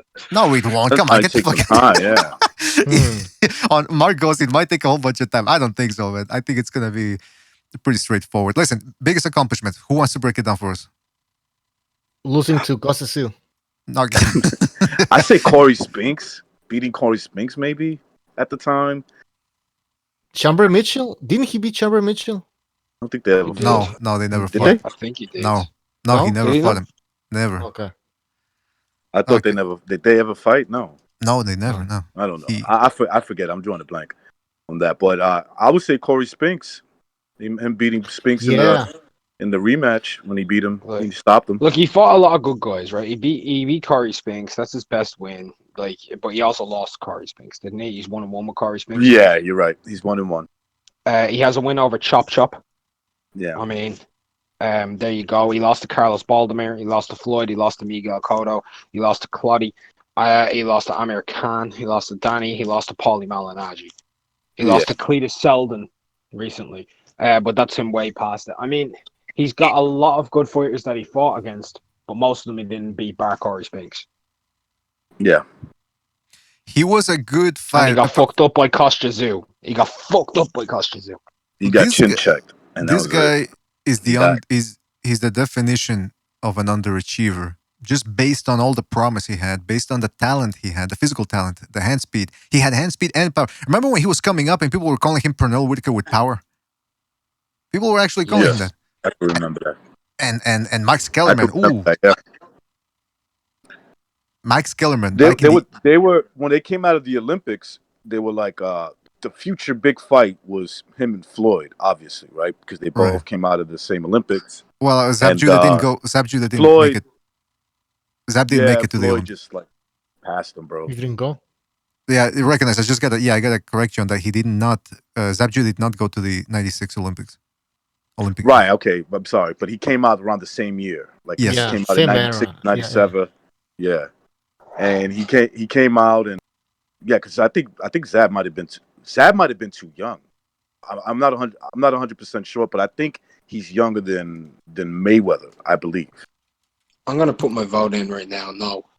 Yeah, no. It's a no. It's a definite no, man. I mean, this guy had the world, in front of him, the future, and just little by little, you start seeing little signs that this guy's got no. Because you know what I hear. He started putting too many baby mamas in front of him. Oh, wait a minute. You know what the problem with Zab Judah was? People keep saying, "Oh, he wasn't disciplined." That wasn't the problem because he got disciplined against Mayweather. He got disciplined against Cotto. He got disciplined against Danny Garcia and against Amir Khan. You could see he was in good physical shape. He just didn't have the skills. He had the talent, but no skills. He had the skills. I think he didn't have the discipline. In my opinion. I think he just. Go ahead. But I'm telling you, I think it's the opposite. I think he had the skills. I mean the discipline because he was in shape. Look at the beating he took against Cotto and against Mayweather. Like he wouldn't have made it 12 rounds against Mayweather had he been out of shape. You know what I mean? I think his problem was more skills wise. He just didn't have a great skill set. Dude, I remember this clearly, and I'm telling you, I've seen it with this kid was in the New York scene every fucking day. Like I would go to one. Now this is how you know this is not just random. I'll go to one club, he's there. The hot club that would pump on a Thursday, he's there. On a Saturday, the club over there on the other side of town, he's there. I'm like, what the fuck? Does this dude even, does he train? Because he's drinking a lot. You can see that. Oh. He was a naturally gifted guy with a lot of talent who got a good win over Corey Spinks and never materialized after that. That's all it is. That's his entire resume summed up. He overachieved and underachieved at the same time. If you remember his fight against Teron Millett, knocks him out like in the fourth round. I think the fight was over pretty quick. And Teron Millett was a solid contender at 140. Nothing bigger than that. Just like to me, just a solid contender. But he gets dropped in that fight, and it's like, yeah, I can see what you mean. Like maybe technique wise, he's not the greatest, but I always attributed that to like this dude is just because he doesn't. I don't think he really trains that well. He gets dropped by guys like Teron Millett, then has to get serious and like show the difference between his talent and Teron Millett's talent. So he was always, to me, he was always kind of behind the eight ball. That's the perfect way of putting it, man. He had the talent, hand speed, reflexes. You know, as an amateur, all those things made him a successful amateur because just being quick and at the amateur level, especially back with the system they had, the computer system, the computer scoring system, you know, you're tap, tap, tap, tap, and you move away, tap, tap, tap, tap, you move away. He had that style down pat for 3 rounds, like Yorkis Gamboa, a guy that went on to be compared to Judah later on because they had a similar career path later on. But Zab Judah, like you said, once transitioning to the professionals, a whole different game. You have to keep that intensity up for 12 rounds. And I think that his problem wasn't that he was out of shape. His problem was that he couldn't maintain that focus. That was the main thing for me. He couldn't adapt. He really couldn't adapt. Now, you grew up, you were around New York in that time. You told me, I think at one point, you used to see his brothers, and I mean, like you're familiar a little bit. I know that family. I know that family. If they stood in front of me, we would shake hands and we would have conversation. They would tell you how they know me and how I know them. I know the whole family. Now, would they have good things to say about you, or like, oh yeah, that motherfucker? Piece Yeah, of shit. we never had a problem. His father grew up with my father, you know, that type of thing. Ah, okay, he also grew up with my uncle. So, like, I know all of them. Yeah, no, I got you. I know all of them. But yeah, he was. I mean, to anybody to say that he wasn't, I'm not making excuses for him. Nope, it's just the guy was a drunk. He was always drinking. Jeez. And smoking weed. and girls galore and all that stuff. While he was winning fights, I'll give him some credit. While he was going in there and winning some fucking fights at the same time, it was pretty. Like for me, it was pretty impressive. Like this guy drinks all the fucking time. Jeez, like I'm always seeing him drink. He's not a Hall of Famer, man. No, definitely not. No, definitely not. But it's interesting. It's interesting because we break it down, and his best run was after he beat Corey Spinks in 2005, I believe, 2005 to 2006. Oh, it wasn't even a year before he lost to Baldomir. He was looking, like the best Zab Judah ever when he knocked out Cosme Rivera. Now that's the other thing you got to put into perspective. Like we were talking about Hagler Mugabe. Mugabe never went on to do anything more after that fight, anything impressive. But at that time, like Rick and I said, he was knocking people out. So do we judge wins with hindsight, or do we go, well, look, at the time, nobody was doing this to this opponent, and this fighter did it, so how much credit do we give him? You know what I mean? We judge it based on the caliber of his opposition. Right. Yeah, but that's what I'm saying. Yeah, but that's what I'm saying. What you did with the ring. Did you win? Did you lose? And how good competitive? How good was it? Was the opponent at the time? You know what? People in the chat room were saying, hey, he also beat Mickey Ward, and I would say Junior Witter. But then again, that Junior Witter win is one of those wins where you go, well, it gets better with time. Because when he beat Witter, I think Witter was a late replacement. He only had like 7 wins. He was undefeated, but he only had like 7 wins. So I can't really give him too much. These are the same people who'll turn around and tell you, like with Mickey Ward, they'll turn around and tell you that Gatti shouldn't be in the Hall of Fame. Exactly, yeah. Well, but again, I'm not saying that he gets in there just because he beat Mickey Ward, but you gotta add the whole thing together. But hold on a second. How come the alert is not? Okay, there you go. Okay. Thank you to Virtuoso who just donated the super chat. Nice to hear you guys again. Hit the like button. Well, thank you, Virtuoso. Thank you. Thanks a lot for that. Hold on a second. So what did you say, Johnny Boy? You don't. The Gatti. That's the thing. My Gatti like that, man. Hey, listen, he doesn't. I'm not talking about Gatti like that. I'm just saying. I'm just fucking clowning around, brother. Don't talk about Gatti like that. Not in front of Johnny Boy. Come on. By the way, you should know this.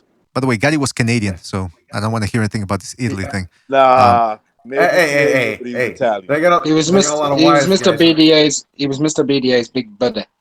Hey, man, they got a lot of wise guys in Montreal and all that shit over there. There you go. Take it easy. All right, so we're gonna move on. Probably got a little Costa Nostra over there too. Oh yeah, they do. Yeah. Listen, we're gonna move on from Zab Judah. Everything. We're gonna move on from Zab Judah, but definitely then everybody. Yeah, agrees. I think we all voted no, right? We all vote no. There you go. 9. So just to recap, Kelly Pavlik, we said no. Sergio Martinez, we said no, even though there was some strong disagreement between us. Zab Judah, no. That one was easy. And by the way, we got Jimmy on the line. Jimmy, are you there? Yes, sir. Can you hear me? Yes, we can. Well, I can hear you. What's up, Jimmy? We can hear you. What's going on, man? What's happening? I agree with all the things you just said. All the no's, by the way. Okay. Well, good to know. I just heard you say the list. I'm like, okay, all right. I'm with you. All right, fire away, brother. Who's next? We're not adhering to. Oh, sorry, Johnny Boy. What'd you say? No, I said, what's up, Goomba? To Jimmy. Listen, we're not going... I can't get my... What's up, Paisan? I couldn't get my thing unmuted. Oh, how you doing, buddy? We're having... I'm sitting there fucking tapping on it like a retard. All right, shouldn't have said that word. All right, fire away, Pete. Oh, yeah. Now the PC Brigade's going to come after you. Jesus. Essentially, we're talking about... we're not going by the International Boxing Hall of Fame standards here. We're going by high standards. I've heard before, I think the Baseball Hall of Fame are very strict. They only let people in there who are elite. Baseball Hall of Fame is a different ball game. They have standards. Don't get it wrong. Mm-hmm. But their standards are pretty high. Yeah. There you go. All right, let's go. Standards are absurd. They don't even let Pete Rose in. That's just ridiculous. Oh, well, that's political. That's political. I know, it just pisses me off. I was a big Pete Rose fan as a kid, but they're real hard to get in. Well, boxing writers, baseball writers, next time Steve Kim's on, remind me to ask him. He'll tell you, the most cocky, arrogant fucking pricks ever. So remember, that was America's pastime for years. Every sport was beneath baseball. So those carryovers, Yeah. They're very arrogant. So because of that, they've and now it's gone to the point where a lot of the old baseball writers are starting to protest, saying it's gotten ridiculous how the standards got to the point like nobody's getting in. It's getting, So, anyways, that was a side note. Boxing is a lot more liberal. Yeah, definitely boxing is more liberal. Yeah, it's because it's a business too. The International Boxing Hall of Fame, they want contemporary fighters there, fighters that people know, so that more people flock over there and pay and all that. But they have Julian Jackson in the International Boxing Hall of Fame, and Barry He's McGuigan. a great puncher. Julian Jackson was a great fucking puncher, but I would say no. He doesn't. Exactly. But they have him in. It's not. He's not a hell no. I would just say nah. I think he just missed it. Mm-hmm. See, in boxing, a lot of it times emotions, like they'll vote up excitement. A lot of times it's not just record. There's different tangibles. Was he an exciting fighter? Did he draw crowds? Did he sell fucking tickets? All that shit goes into it too. You know what I mean? I talked to a couple of guys who vote, and they explained it. I know that element isn't involved in baseball. It's all statistics. It's 100% statistic driven. But in boxing, there's so many nuances. Like Arturo Gatti, a lot of people don't think he should have got in. But being from that era, I absolutely do, because that kid, every time he fought on HBO, it was a fucking event. He was such a character. Look, I would probably say no, but I can't blame the International Boxing Hall of Fame for putting him in. He's been in classic fights, and he's dude, before Mickey, there was Wilson Rodriguez. I know people say, who the fuck is that? But go see that fight, bro. He was getting destroyed. He comes back, and it's unbelievable what you're seeing. There's other fights like that too. Gabriel Ruelas. That fucking Wilson Rodriguez fight was great. Dude, that was unbelievable. I was just gonna say, because everybody remembers the Mickey Ward fights. I mean, how could you forget? Dude, when you get women, and I know because I was with my ex-wife, who was my wonderful girlfriend back then, and her friends, and hanging out with my boys, and we watch it. The girls were jumping out of their seat. They don't watch boxing. I know. I swear, yo, bro. I swear, when we get together, my girl cousins some of my little girl cousins who don't even watch boxing be like, "Holy shit, this is fucking awesome!" And fucking but yeah, no, everybody remembers the Ward trilogy, but the other ones was great too, with Rodriguez and Gabe Ruelas and Ivan Robinson. Those are all bangers. Yeah, let's not forget about Ivan. Yeah, he lost those fights, but goddamn, they were. You know what I'm saying? Yeah, those are funny all. Mention women too, because that was his down. I was gonna say funny you mentioned women because that was his downfall. Yeah. He was living the life at the time, Dude, he was so popular. He was even riding with the Hell's Angels and shit. Yes, crazy. Somebody told me he got fully patched. I never asked him. I didn't really believe it because I didn't see any Hell's Angels. I never saw the tattoo on him. Wait a minute! Don't you have to, Jimmy? Don't you have to pop somebody? That? Don't you have to pop somebody to get a patch? No. Oh, God. No. Hell's Angels. No, you don't. Street. No, you don't have to do that. That's room. Put it this way. All right, I can talk, whatever. I don't care if I say it now because I'm pretty familiar with those guys. That will guarantee you in. Put it that way. Say you're prospecting. Most guys go a year. Some guys go longer. Mm-hmm. Some guys leave a clubhouse, go prospect in another clubhouse after they don't get out. But then every time you get booted, if you just fuck up and quit, they keep your bike because the day that you they ask you to get your bottom rocker because it's 3 patches. It's the Hell's Angels, the name, then the Death Head, then the bottom rocker. Prospects just get the bottom rocker and says MC. So when you get that rocker, you have to sign your motorcycle over to MC Incorporated, Hell's Angels Incorporated. So if you get bounced out ugly, they just keep your bike. In fact, the clubhouse literally right around the corner from where I live now in Lowell is they get the whole garage full of bikes from guys who prospected didn't make it. But anyways, but it's say if you're in and there's some dirty work that people are looking to get done, especially for the club, it can't be like a side hit that you're making money on. But if you were to kill for the club, that's a guarantee patch right there. Well, so that's, I believe, how that rumor got started. Yeah, maybe, because I But do yeah, remember. but then you'll also see filthy few. If you ever see a guy on a vest and it says filthy few, and it's a white patch with black writing says filthy, 2 SS lightning bolts, few. Everybody knows they've killed for the club. Only people who committed homicide get that, and people who get in a bloody fist fight with a police officer, bloodied a police officer, get a Diaglo. It's a Mexican general patch.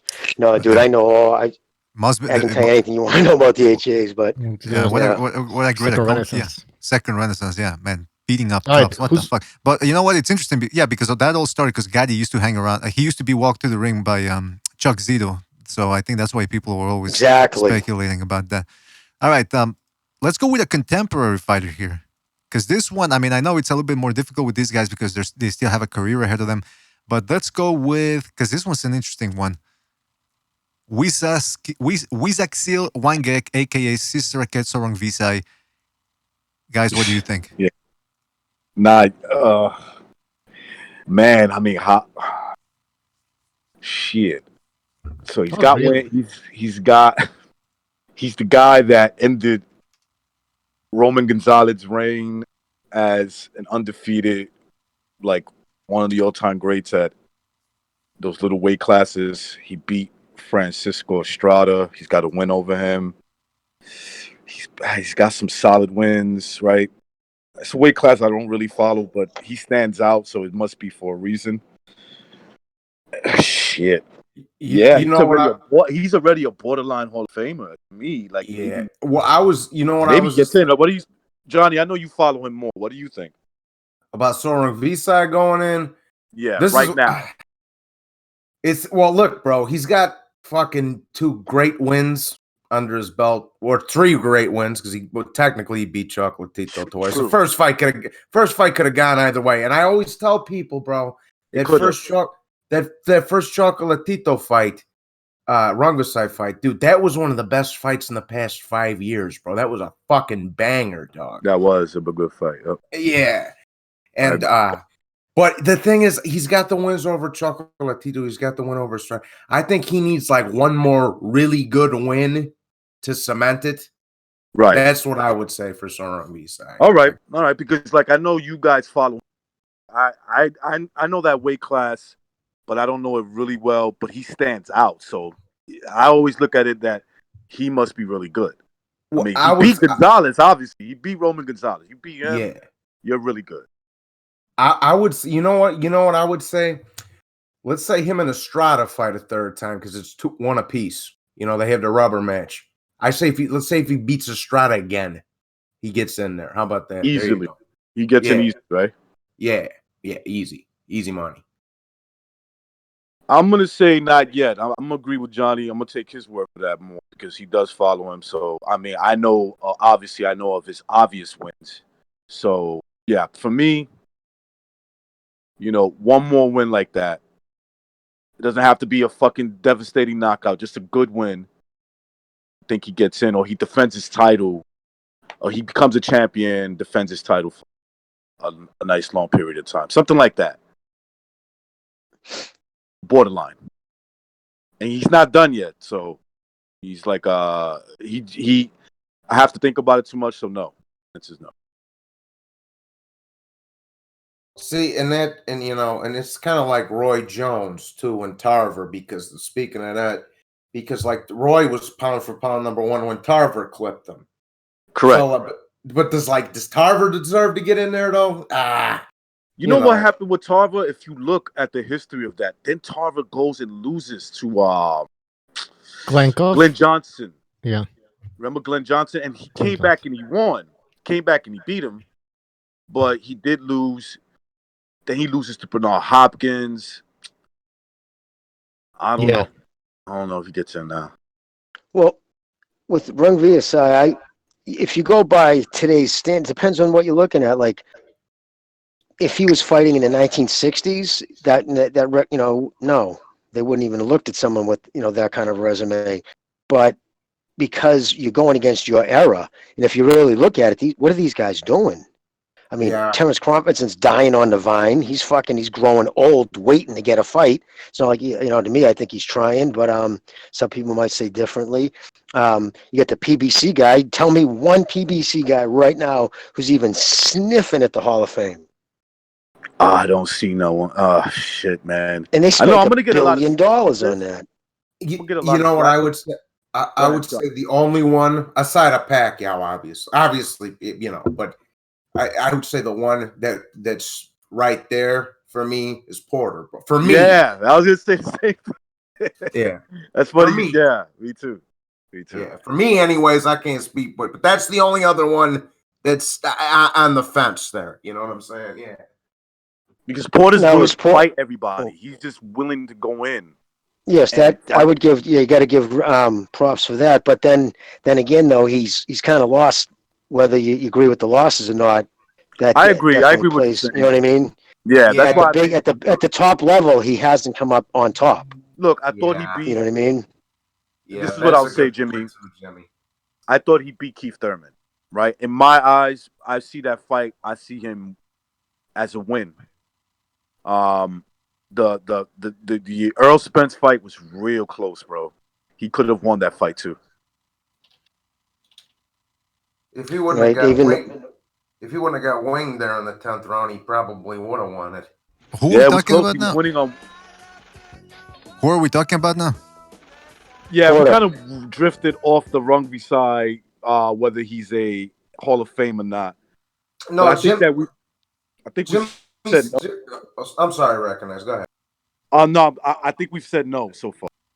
Okay, everybody said no too. Yeah, we said no. BDA, I said,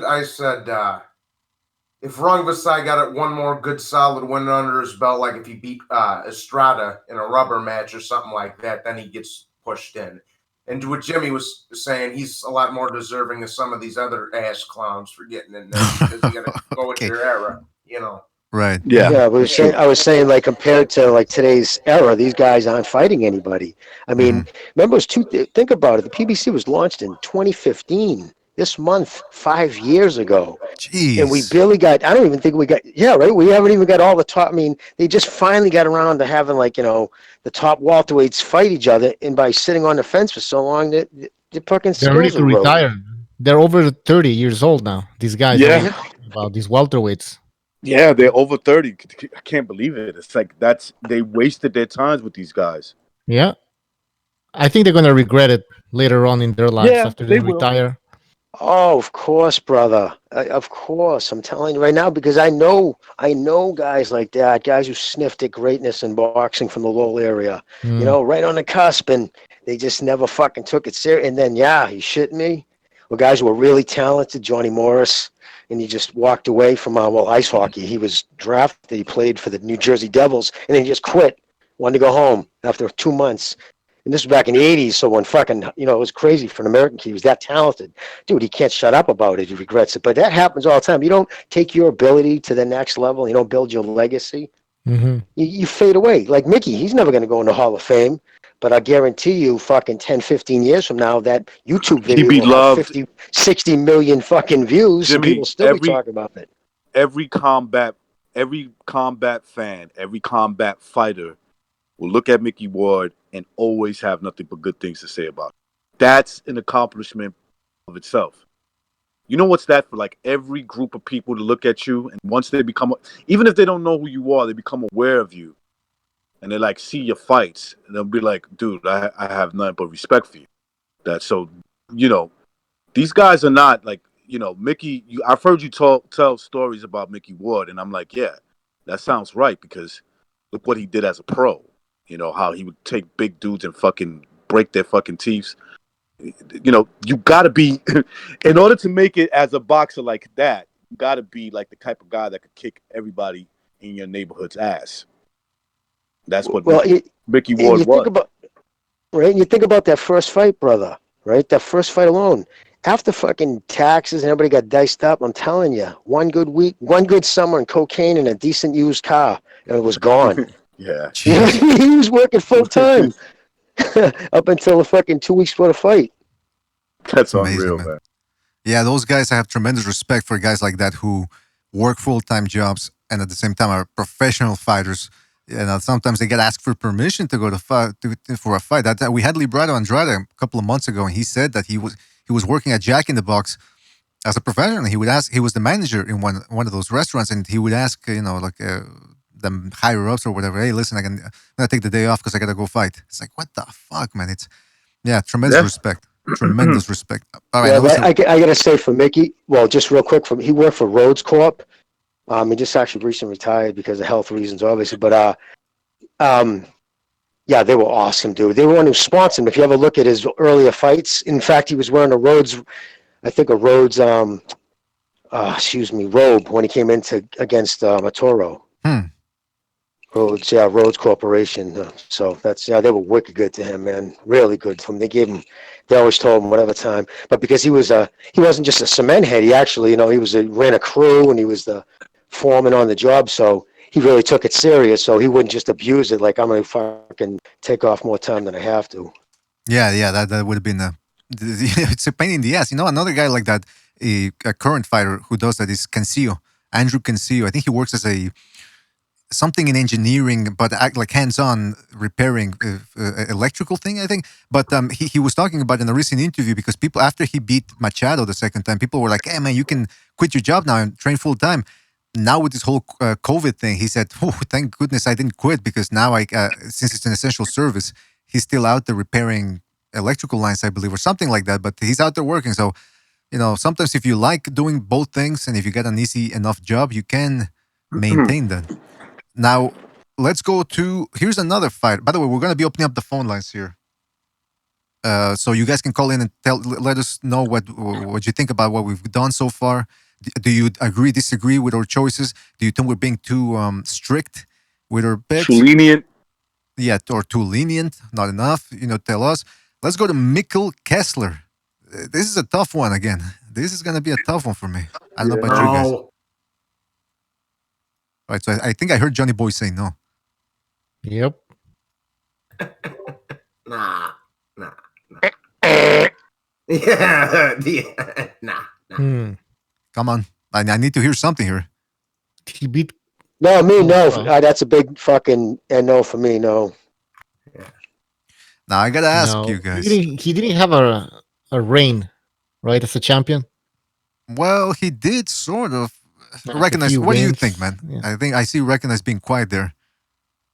I don't know if he's thinking this over. I'm taking this goddamn thing off. I have it on mute. I'm talking to you. I'm like, He's talking to himself. Like a yeah, I'm talking. Look, shit. I'm gonna say barely no. He was solid, man. He was solid though. He was a solid fighter, man. But no. I'll tell you why. Go ahead. He was a champion. Yeah. He was a champion. He has decent wins. He just never stood out as the guy at 168. Mm-hmm. But yeah, that's not did Ward really beat him? Saying anything that I'm sorry, Jimmy. Let me just say this one point. That 168 was pretty stacked. Well, let's say I voted for a guy like Sergio Martinez. Martinez, like, okay, he stood out obviously because he was a champion until he got dethroned by Cotto. But you could say Kessler dealt with a taller obstacle, but still came up short. You know what I'm saying? He came up a little short. And yeah, I'm just gonna say no. But yeah, no.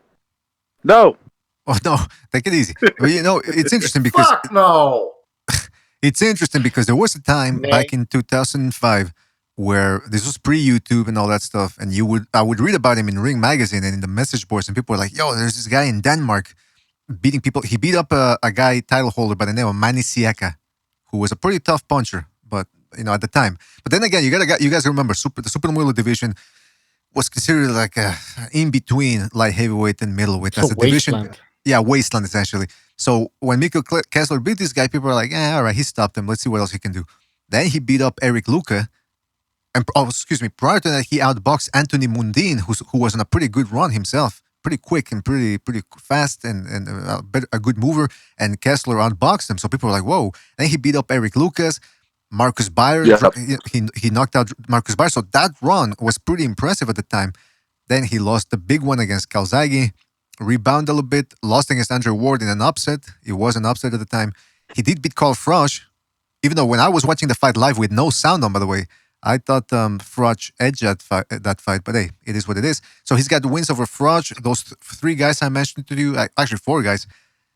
But again, we got high standards. The Andrade win was, I thought the Andrade, I don't know why, maybe I overplayed it. Oh, yeah. I forgot that. Yeah, when he beat Andrade, it was pretty, I thought it was good. That's why everybody was so hyped up for the Calzaghe fight, because you looked at Kessler, That's right. He goes, yo, he beat up Andrade for 12 rounds. Siakam. And he looked good, and he looked good doing it. You know, like he was clearly winning that fucking fight. Exactly, yeah.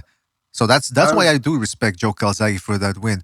But we're not talking about Calzaghe, we're talking about Kessler. So if it were up to me, I'm not as strict as you guys. I actually thought I'd be the strictest one here, but if it were up to me, he'd be in the Hall of Fame, but we're having strict standards here, so no, he's not an all-time great. That's the basic definition we're going for here. All-time great. Hall of Fame? I don't think so. You know, that super middleweight was pretty stacked when he was coming in. Mm-hmm. So you got to think about that, but he wasn't the guy, right? You got to be at least one or two, right? Like at least Froch was, you could say Froch was the guy, and then Andre Ward was, so he was like number two, whatever, right? So, I'm going to say that fucking loss to Andre Ward should be a disqualification win for him, but hey, it is what it is. Mm-hmm. See, to me, what belongs in the Hall of Fame is like Chocolatito, like Pacquiao, like Loma, like that's the kind of shit that I always think of the Hall of Fame.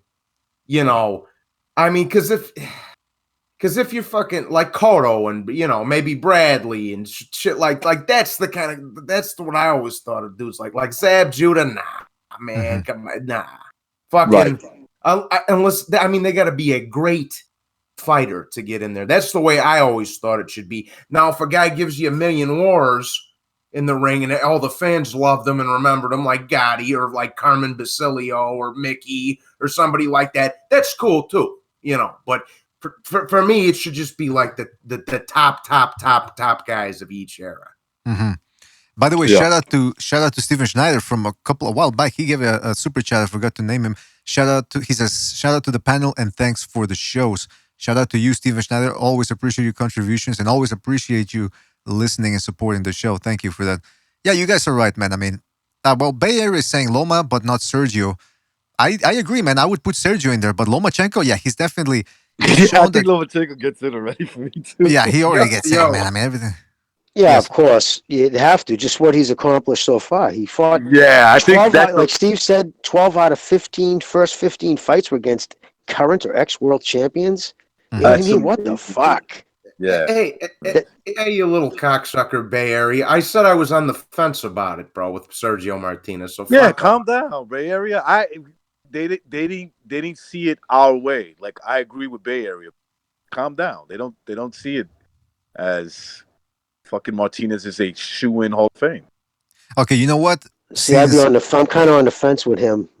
That's what you did say. I'm kind of on the fence with Martinez.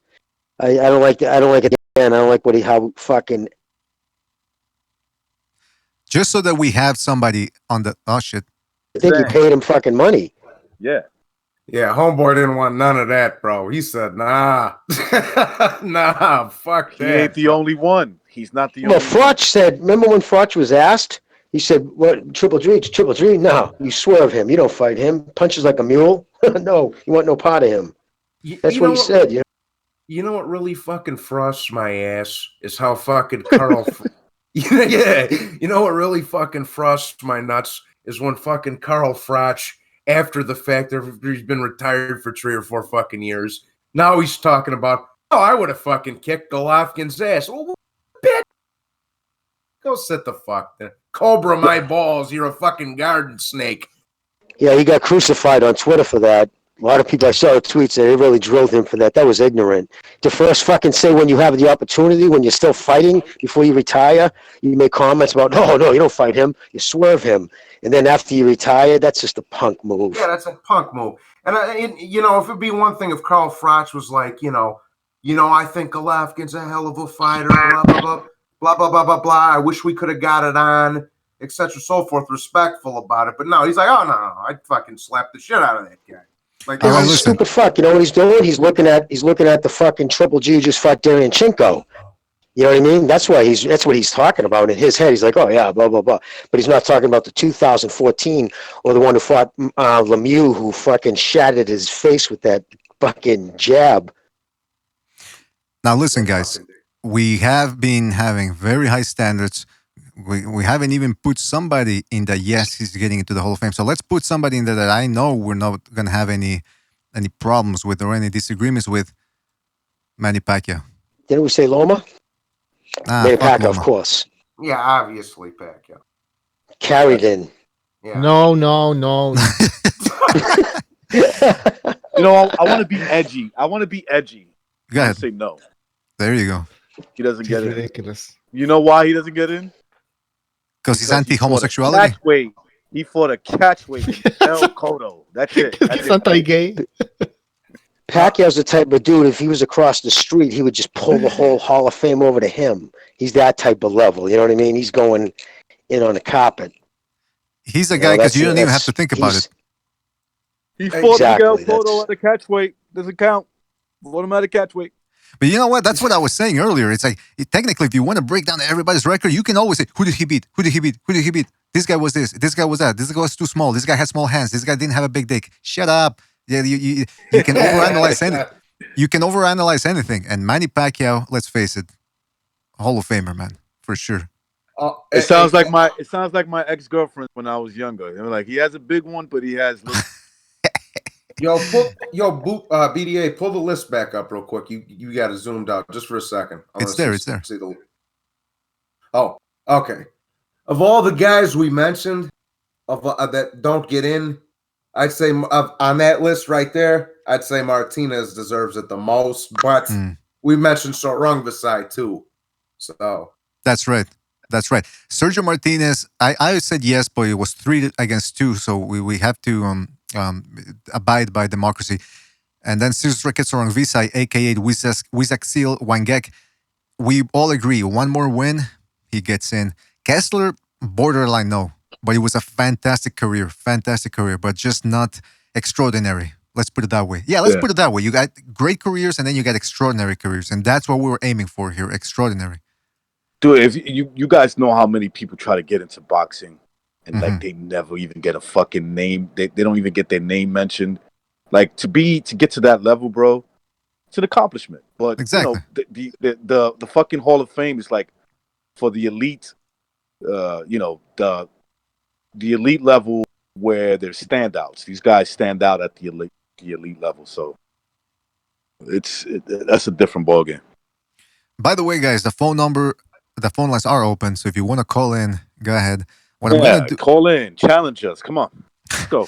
What I'm gonna do is I'm gonna put those fucking your videos. Those don't make me laugh. LDBC, fucking great job, dude. Just wanted to tell you that. Yeah, Bucho, them things. I said it in the last one you did or whatever. Those fucking things are phenomenal, Bucho. I've been laughing my balls off. Yeah, Bucho, I'm gonna be edgy here. You could have done a little better, all right? But, not bad. Thank you. I just find it's kind of atrocious that you have 10,000 followers and, like what, 400 likes, thumbs up. No, well, that doesn't. Hit the fucking like button. Yeah, hit the like button, by the way. Thumbs up, man. It helps the like button because, it helps you fucking, it helps your... Mama Luke's. All right, listen, I'm putting up the phone number. You guys hold on, time out. I got to say, you guys are on lockdown. You have, okay? At least fucking like... All right? No excuses. I mean, if you're listening to the show, you have to make a conscious effort not to do it, right? I mean, you have to literally say, no, I'm not going to push it. I'm just saying it seems like a lot of people enjoy what you're doing. And, it's not like you're asking for much if you can just get a like out of them. I'm just saying it helps the profile of the show. There you go. Yeah, sure. Absolutely. Absolutely. So hit that like button, guys. Don't be afraid. Hit the like. And subscribe too if you haven't already. Subscribe to BDA Live, by the way, as well. We're gonna drop another film, and we're gonna look at Charlo this time. Charlo against Koborov. What's that? What do you mean no? No. I told you what we're gonna do with that. We did Andrade. Now we're gonna do Charlo to see which one of those two guys deserves a shot at Canelo. Because I've been hearing it all the time.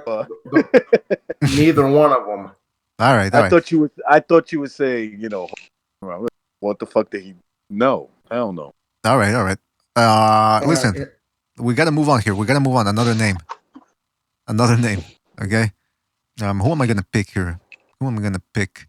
Oh, okay. This was a controversial one because we got high standards here. But I made a video on this about a year and a half ago. But see what happens. Timothy Bradley.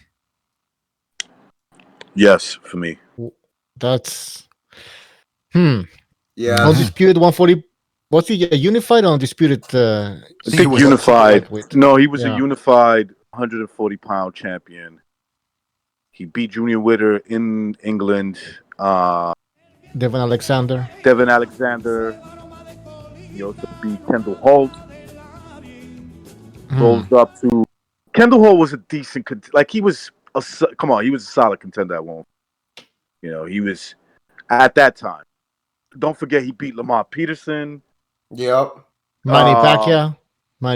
He's got an official win against Manny Pacquiao. He's got Yo, I rescored that bitch the other day. I had it 9-3. That shit was bad. Yeah, it was bad, Johnny. That was a bad decision. Yeah, like I say, since we've been on off time, I've been rescoring of some of the older fights on the live stream. I was like, Jesus, I like Bradley a lot. He's a fucking warrior, you know. But I was like, yeah. Go ahead. He beat 78 Sports after the fight. 78 Sports was saying that he didn't disagree with the decision. Of course he did. I remember. Jeez. I'm shocked. Are you kidding me? 78? Yeah. There's no way he would have agreed with that decision. He doesn't have good things to say about him now. That's for sure. Oh yeah, he hates Timothy Brown. Look, I'm gonna go ahead and say, first of all, by the way, we got Gonzalo on the Discord. Gonzalo, you there? Yeah, the Ruslan Probotnikov fight. Oh, right out of the gate. Straight to it.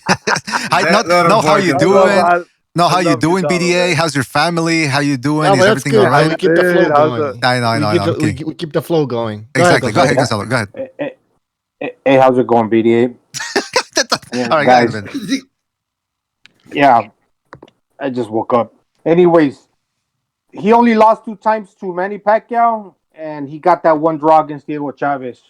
So basically, his only nemesis was Manny Pacquiao. Mm-hmm. That's true. The only blemishes was the Diego Chavez, which was BS. It should have been a win. And yeah.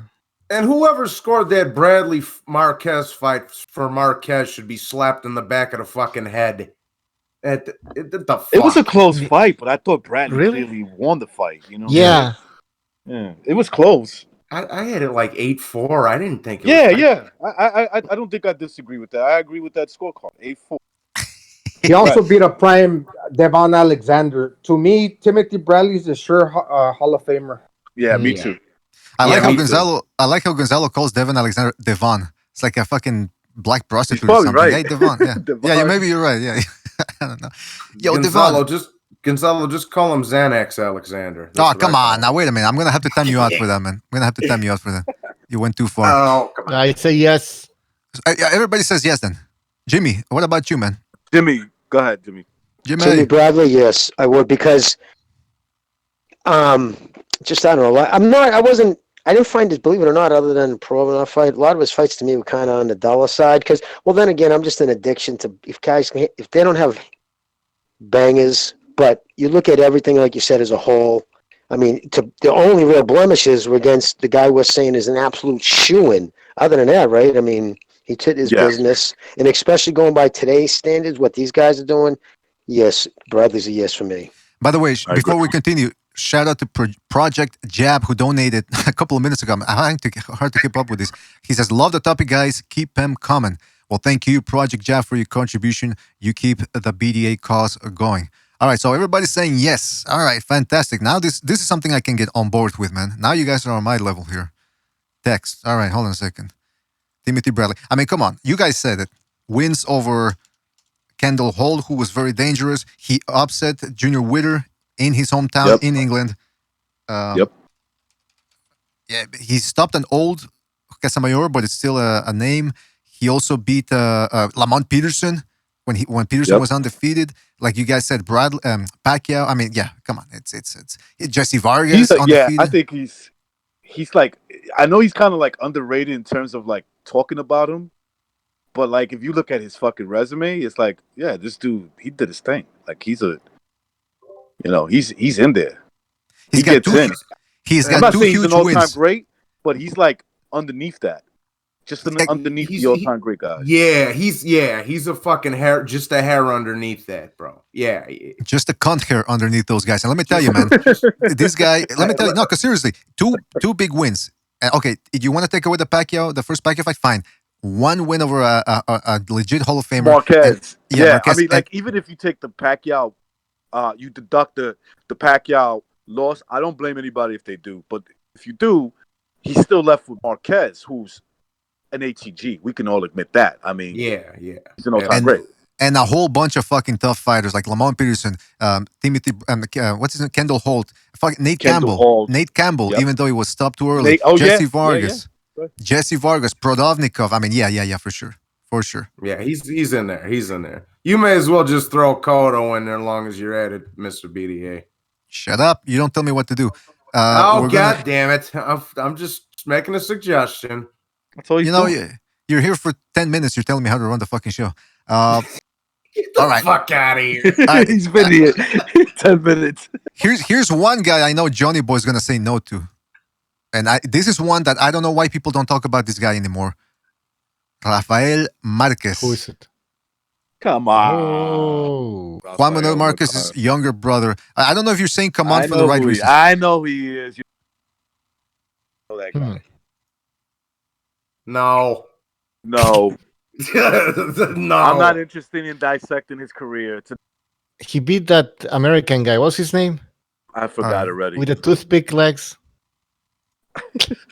Tim Austin. What's his name? Tim Austin. Tim Austin. Tim Austin. Tim Austin. Yeah. All right. First of all, I gotta tell you guys, I'm disappointed in you. I was not impressed. First of all, I'm gonna break it down since you guys don't, because you guys don't like to watch little guys. You want to watch heavyweights. You want to watch Fury versus Wilder, and that's it. You want big dicks. Oh, don't say that to me now. Get You're the a bunch fuck of out size. of here. You're a bunch of size queens. That's what you are. Size queens all the way. And I'm gonna school you. You disgusting little pigs. All right. No, but seriously, come on. Hey. Besides the standouts, I don't follow the small weight classes. I'll admit to that. Okay, there you go. See, Recognize, I expected that from Recognize. He shoots from the hip. Johnny Boy, I want to hear what you're saying. No. Johnny follows them, so you can't say nothing. No. I was just gonna say, BDA. How many fucking rants have I gone on about these bum heavyweights that these dudes are so desperate to jam down your throat as all-time greats? These fucking guys. Oh, I like the little guys. There's nothing that gives me that I enjoy more than watching two fucking 130-pound fucking Puerto Rican Mexican guys beat the hell out of each other, bro. I fucking love it. I love the little guys. What did you just say? You like to see? Hold on, Jimmy. What did you say? You like to watch? Yeah, you watch two Mexicans beat the shit out of each other, right? As long as it's not a Mexican beating up on a white guy, right? Huh?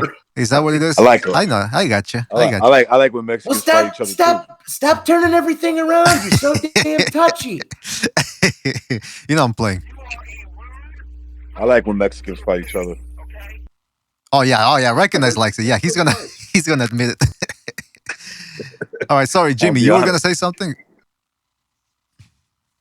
Jimmy, you were gonna say something. What do you think, Jimmy? Rafael Marquez. All right, Jimmy. I think he's taking another hit from his. He sucks. That's no. hot. No, okay. He was a harder puncher than his brother. Juan Manuel Marquez had more knockouts. He had two good wins against Mark Too Sharp Johnson when Too Sharp Johnson had only lost like one time or was defeated at the time. But he lost his real big fights against who was it? What's that fucking guy that he had a trilogy with? Toshiaki Nishioka, the Japanese guy. Yeah. Mm-hmm. Was that guy Israel Vasquez? Israel Vasquez beat him. Yeah. Who, by the way, is really sick right now. And Yeah. Juan Manuel Lopez. Yeah, first of all, What's I read wrong? about that, about Israel Vasquez. That's a shame. The guy's got, but it has nothing to, they say he's got some sort of not neurological, like nerve disease, something that's attacked his nerves, and muscular, actually, it's a muscular sort of dystrophy type of thing, and they say it's not related to boxing, MS. but yeah, Yes, actually, MS. is it MS or Lou Gehrig's disease that he has? I forget.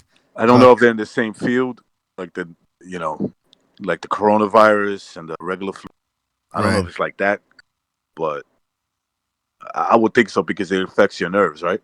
Right, but listen, if you get a couple of I don't know, yeah, if you guys can send some money to him or something, I'm pretty sure there's some sort of a there must be a what's that? What do they call those things where they raise money on the GoFundMe? GoFundMe, yes, thank you. There has to be some sort of page for benefit for his benefits, because I mean, this guy, I know the WBC, I think they're helping him out, but jeez, I mean, poor guy.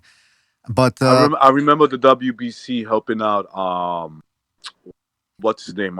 Puerto Rican Wilfred Benitez. Oh yeah, he was in bad shape when he retired, poor guy. Yeah, they helped him. You know, the WBC helped him. They gave him like a little pension. Yeah, out of all those alphabet organizations, I think the WBC is the one that's most active with fighters after they retire. They're still scumbags, don't get me wrong, but it's politics. But I think they like deep down inside, like if they get a liking to you, they have a heart, right? Like how you gotta be one evil motherfucker, like just to not like you like somebody, he did well for you, and you're like, fuck him. Mm-hmm. Yeah, maybe it's. I mean, maybe those are tax exempt donations or something. I don't know, but what? No, I was just gonna say my old man. He's almost 70, man. He's forgetting a lot of shit, man. Now he's like, yeah, man. That Wilfredo Benitez was a fucking dog. I'm like, you mean Wilfred Benitez, Pops? Yeah, that's what I said. Me too. You know something? No, I don't blame him. I call him Wilfredo Benitez, and I get reminded sometimes, Wilfred, and I'm like, yeah, whatever, man. Fucking every Puerto Rican is Wilfredo. Like everybody knows that. He's different. We're gonna call him Wilfred. Yeah, what the fuck, Wilfred? Sounds like the name of a butler or something. Fuck that. He's Wilfredo to me. There you go. Wilfredo. Fight the system, man. Listen, I'm gonna tell you this, man. Rafael Marquez, he beat Mark Johnson twice, who's in the Hall of Fame, I believe. He beat Tim Austin, who at the time I actually was considered better than Mark Johnson. Well, I mean, because he was undefeated and he'd been on a good run. So he beat those three guys right there. And let's face it, he didn't do it by decision. He didn't pity-pat his way to a decision. He did it by knockout stoppages or by stoppages. He beat Israel Vasquez twice, even though the fourth one, okay. But he beat him twice. He beat Silence Mabusa, who was a very good fighter. And maybe I'm forgetting another couple of good wins in between. I got to say yes, man. I got to say yes to Rafael Marquez. But you guys are saying no. But I just wanted to be known to the people out there in the chat room. I say yes to Rafael Marquez, but I am being attacked here 4 against 1. So we got to go with democracy for some reason. I want to pull a dictator card here, the BDA dictator card, and say, you know what? Nah, fuck it. I'm putting Rafael Marquez in there. But I can't do that, so I got to keep it fair. That's my middle name, so Rafael Marquez, you guys are saying no. He does. Rafael Marquez does have good wins, man. You're right about that. But hey, 3 good wins, man. Come on. 3 sensational wins. I don't know what you guys are smoking, man. I wanna piss off some Mexicans. There you go. Bum. No, I'm seriously surprised by that one, man. Seriously surprised. He's a borderline, man. Borderline. Come on. So no. Barely no. All right. Justice for Meldrick Taylor. Oh, come on. Are you going to go there, man? Huh? Are you going to go there? Let's go there. He's a cunt hair below. One cunt hair below Hall of Fame. You know what? Let's go with a controversial one here. No, actually, no, not that one. Okay, let's go. Okay. Andre Ward. Yes. Fuck no. He gets Come in. on. I hate him, but he gets in. Yeah, He won the probably. Super 6 tournament. Come on. Yeah, Yeah, he beat but he fucking everybody. cheated with I Kessler, know. bro. That was disgusting. Dude, what he did. and as garbage as this sounds, bro, as garbage as this sounds, man, he does have, on paper, not in reality, but on paper, he does have 2 wins over a undefeated Sergey Kovalev. That's true. Yeah. As much as it pains me to say that. He should have lost both, in my opinion. But it is what it is. He does Johnny Boy's right. They're gonna look at those 2 wins and they're gonna say Hall of Fame. I mean, look, he gets in for me. I just don't think he's all-time great status. But he's a Hall of Famer. Listen, take away the Kovalev wins. He still beat everybody at super middleweight. He beat a good undefeated Sullivan Barrera. Everybody, like I said, everybody at middleweight, super middleweight. Like, yeah. And then you listen. If you guys, so I've heard some people say, "Oh, Kovalev robbed him." I can understand why the fucking judges gave him the first fight, man. I thought I had Kovalev winning, but I understand why Andrew Ward, the judges would give it to him. But so he's a definite yes, man. Come on, guys. I mean, look, put your hate of his personality and his cheating ways aside. Kovalev punked out. Exactly. That's his fault. He punked out in the second fight. He should have said, "Yo, you gotta. I don't care what anybody says. Fuck all that. It's boxing. That you keep hitting me in my balls, I'm gonna elbow your face. That's it. There you go. Okay, I'm gonna elbow your face. I'm gonna break, skin, so that way you can know that my balls are not to be hit." Exactly, man. That's the way it's supposed to be done. Gonzalo and Jimmy, you guys are pretty quiet, man. What's going on here? Yeah, I thought he did a good work back in 2009, 2011 during the Super Series. He got that good win against Edison Miranda before the Super 6. Oh, yeah. Then he won. He was a good fighter. He was a very good fighter. And he won some of these fights in the Super 6 controversially. Then after the Super 6, he didn't really have any major wins with the exception of the name that you just mentioned until his last 2 fights with Kovalev. So his resume is a little light towards like the later years. His Gonzalo, best body of work was the Super 6. Hold on, Gonzalo. We're forgetting Chad Dawson, man. Come on. Oh, that's right. The Chad Dawson. Well, yeah, when he trained him, yeah. Nice. Yeah. Oh, come on. Yeah, but see, hindsight is a bitch. He beat Chad Dawson. He stopped him. Come on. We gotta. That's what he it is, did. man. He kicked his ass. He cheated in that fight too. But yeah, he did kick. All right. Well, listen. I don't. On this one, I don't care what you guys say. He's a definite Hall of Famer. Yeah, he's a Hall of Fame. But there's no doubt. I'm not gonna disagree with that. I just don't think he's like all-time great. No. Fuck out of here. Now, and if you throw in the fact that he was a gold medalist. Well, yeah, but that's that we don't count. That the Hall of Fame doesn't count amateur accomplishments. Well, there you go. But it gives you an idea of where he was coming from. Like, that's true. There was some good pedigree even when he was younger. Hey, to be a fantastic amateur and a fantastic pro, that takes dedication and consistency, man. And hey, man, Andre Ward is one of those guys, man. And you're a good fighter when was the last time you saw Andre Ward get hit 2 times in a row? Exactly. That's when you know you're good, man. And every trainer who knows a thing or two about boxing, who grew up or who was around when he was an amateur, they say, man, this guy as a kid, like he had a different level of IQ than all the other kids. You know what it was? He was a strong man. That's what he gets underrated for that. I mean, he doesn't have like huge knockout power. I'm talking about physical strength. The guy is super strong, man. He could be bullying motherfuckers in there. Yes, Johnny. That's exactly. He'll bully your ass. Yeah, he'll bully your ass in there, bro. And he said, what's it called, man? I don't mean to keep saying this shit again, but I rescored that fight recently, too. I had it 8-4 Kovalev plus the knockdown was 116-111, and I was generous to Ward, bro. There was another round or two I was like, Yeah, I had it just above under yours. I had it 9-3. I had Kovalev winning big time in that fight. Yeah, that was a bad one.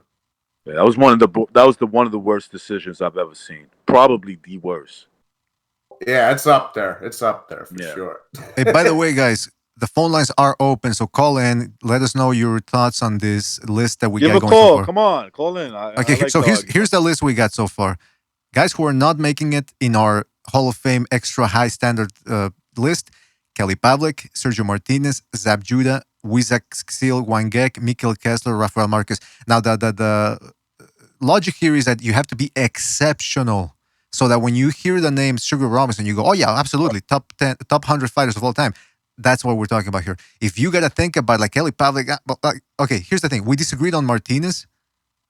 We disagreed on Mark. I disagreed actually. Everybody else. Me and you were the only ones. We were even the chat was against us. They're like, hell no. Yeah. But so yeah, there's some disagreement there, but that's the fun of it. If we were agreeing with each other all the time, then there's a problem, I suppose. But here's one thing we could all agree with: Manny Pacquiao, Timothy Bradley, Andrew Ward. Actually, Johnny Boy's the only one that said no to Ward. But then again, I think Johnny Boy, I think Andrew Ward reminds him of a guy from high school that used to beat him up or something. So Oh, that's for what fuck's sake! I'm just saying. He reminds Johnny of a guy who he reminds Johnny of a guy when they were fighting. Some guy punched him in the fucking balls, and when you get punched in the balls by somebody, you never forget that shit. Mm-hmm. Well, no, but I like I say, on paper he gets in there because he's got the 2 wins over Kovalev. I'll never forget the one. Speaking of getting hit in the balls, I was taking a piss one time. It was fucking below zero outside, bro. Friend of mine grabs a fucking ice ball, bro. Grabs a fucking heart, like, you know, one of those motherfucking snowballs, and he didn't mean to do it, but he fucking whipped it at me, bro, and it hit me right in the dick. I was bare skin. I was like, oh. Yeah, but we do that over here in New York too. We wait for like one friend, be like, hold on, I gotta pee, and we go pee. We all grab a snowball and we just throw it at him. Oh, come on. That type of humor doesn't fly with me here. But by the way, Smarty Jones That's right. Smarty Jones in the chat room a couple of minutes ago said, "Hey, what about Mike Tyson? Does he make into the Hall of Fame?" Well, technically, come on, you talking about obvious dudes? But like, technically, he's already in the Hall of Fame, the International Boxing Hall of Fame. But it's a good question. We're going by but technically we can't talk about him because he's already in the International Boxing Hall of Fame. But keep in mind, we're not going by the standards of the International Boxing Hall of Fame. So I mean, you could go by the highest standards, and Mike still gets in. Yeah. Yeah, there's a lot of Put factors your mother there. in a straitjacket, you punk ass white boy. All right, one of the greatest fighters ever. Yeah, absolutely. Yeah, man. that's right. All right, so hold on a second here. I'm looking for somebody here. Some of them are pretty obvious. All right, this one's gonna cause some controversy. Antonio Margarito. Nah. Fuck no. Even though he beat a guy that I think is in the Hall of Fame, which is Sergio Martinez, but I thought Martinez was a little too raw. But he's just a no for me, like barely a no. He gets in because of that face-off with Miguel Cotto. Come on. Oh yeah, that was nice, man. That was nice when he told him stop being a fucking bitch. Check that out, guys. Check out on BDA Live. We put a clip when we were watching. Come on, tell the truth. He played Cotto, yes or no? I want to hear the path. Let's vote on that. Did he not play Cotto in his face? Yeah. He was cool and composed in a way. Cotto was all like, well, Cotto's like, I'm not willing emotional. to die. Remember? I'm not willing to die. And he looks at him, he goes, what? Yeah, come on, man. Like, he's the way his reaction was like, what? You're not willing to die? Yeah, like, even Max Kellerman was like, whoa. I just watched that fight yesterday. The first Miguel Cotto Margarito fight. It was pretty good. Just pretty good. Great fight. Yeah. The first fight was good, man. It was actually a good fight. Cotto was tagging them up, man. In the first 6 rounds, yeah. You're right about that. He's probably winning like 5-1. I think I had him up like 5 for 6 rounds. That's what Harold Letterman had him after 6 rounds, 5-1. Yeah. See, I'm not for the conspiracy theories. I think he had some shit in his gloves over here. Oh, come on. So I was glad when Pacquiao fucking beat him to a pulp and fucking Cotto got a little get back in the second one. But, you know. Here's the bottom But even line. if you look at that second fight, Cotto looked like he was fading. Cotto looked like he was starting to fade. Yeah, Where did they that's stop true. the Yeah. second one in like the 10th or something? 10th 11th? round. At the end of the, it was either the 9th or the 10th. I forgot. Yeah. He would have survived. Can you guys hear me now? Oh, were Jameer. you trying to talk before? For like 20 minutes, Oh, come on. sorry, but for 20 minutes I couldn't. I was yelling. I'm like, I could hear you guys fine, but you guys couldn't hear me, man. Oh, we got audio of that of Jimmy yelling, right? Yeah, BDA? that's right. We do.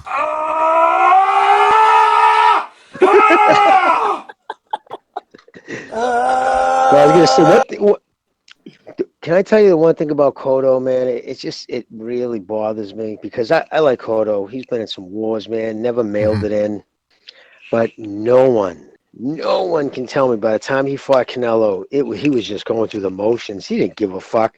You watch that fight right now. I remember sitting there watching it, going, "Wow, this motherfucker's mailing it in." He didn't try to engage. He was on his, and for him, right away, like it was scripted. Oh, blah, blah, blah, starting to bitch about the fucking decision. Thank you. That's what I don't like about him. It was mailed in, dude. Look, I do agree. I do agree with this, Jimmy. This is the one thing I will say about the Canelo fight. It wasn't that fucking huge of a win, but in terms of the scores. But you lost, bro. Like, no, you lost the fight. You sound like And Adrian at any Broner. time, did he put it on the line? Did at any time did you didn't. feel like he put it like, fuck this, I'm just going for broke and I'm gonna get in there? He knew he was behind on the fucking scorecards. No, Come on, it just He didn't. Yeah, he didn't want to. I mean, look, man, I give him credit. The guy had a great career, but he was too much of a fucking player for me. Yeah, he did have a great career, man, and he was in some wars. And I'm not taking a question in his heart, although he does kiss men in public a little too much for my liking. And I also heard he can be. I also was told by more than one person that he's a complete prick in person. Yeah, too. that's what I heard. Just like Recognize. total Go ahead. douche. Recognize. Met the guy. He just left. Fuck yeah! You know why? Because he's scared to talk about Cotto. Because Cotto, remember, he told us the story that Cotto bodied him, and he had no. He didn't want any of Cotto. That's what he said. By the way, I just want to say something about that because Jimmy said that Cotto was going through the motions by the time he fought Canelo, and we were talking about that about the face-off he did with Margarito for the second fight. And by the way, check out BDA Live because we watched that clip. And we were commenting on it. We was precise. Apology Man, Johnny Boy was there, Cameron, Bucho, myself, and Gonzalo too. And that's the thing. When Margarito said he was willing to die, and Cotto said I'm not, it gave you an idea of that maybe he had a lot of skills for sure, all-time great Cotto, but maybe just especially near the end didn't want to do it. Now, could you guys blame him though? Can you guys blame him? When he had no, but hold on a second. What I'm saying is, can you blame him? Shit! What the fuck is this? Okay, what I'm trying to do is if you had this to go back home to, talking about Cotto's wife over here. Look at those titties.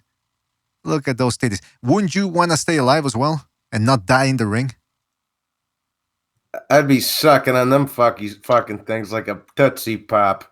There you go. So when he says, "Hey, look, I don't want to it die," it was a pay-per-view.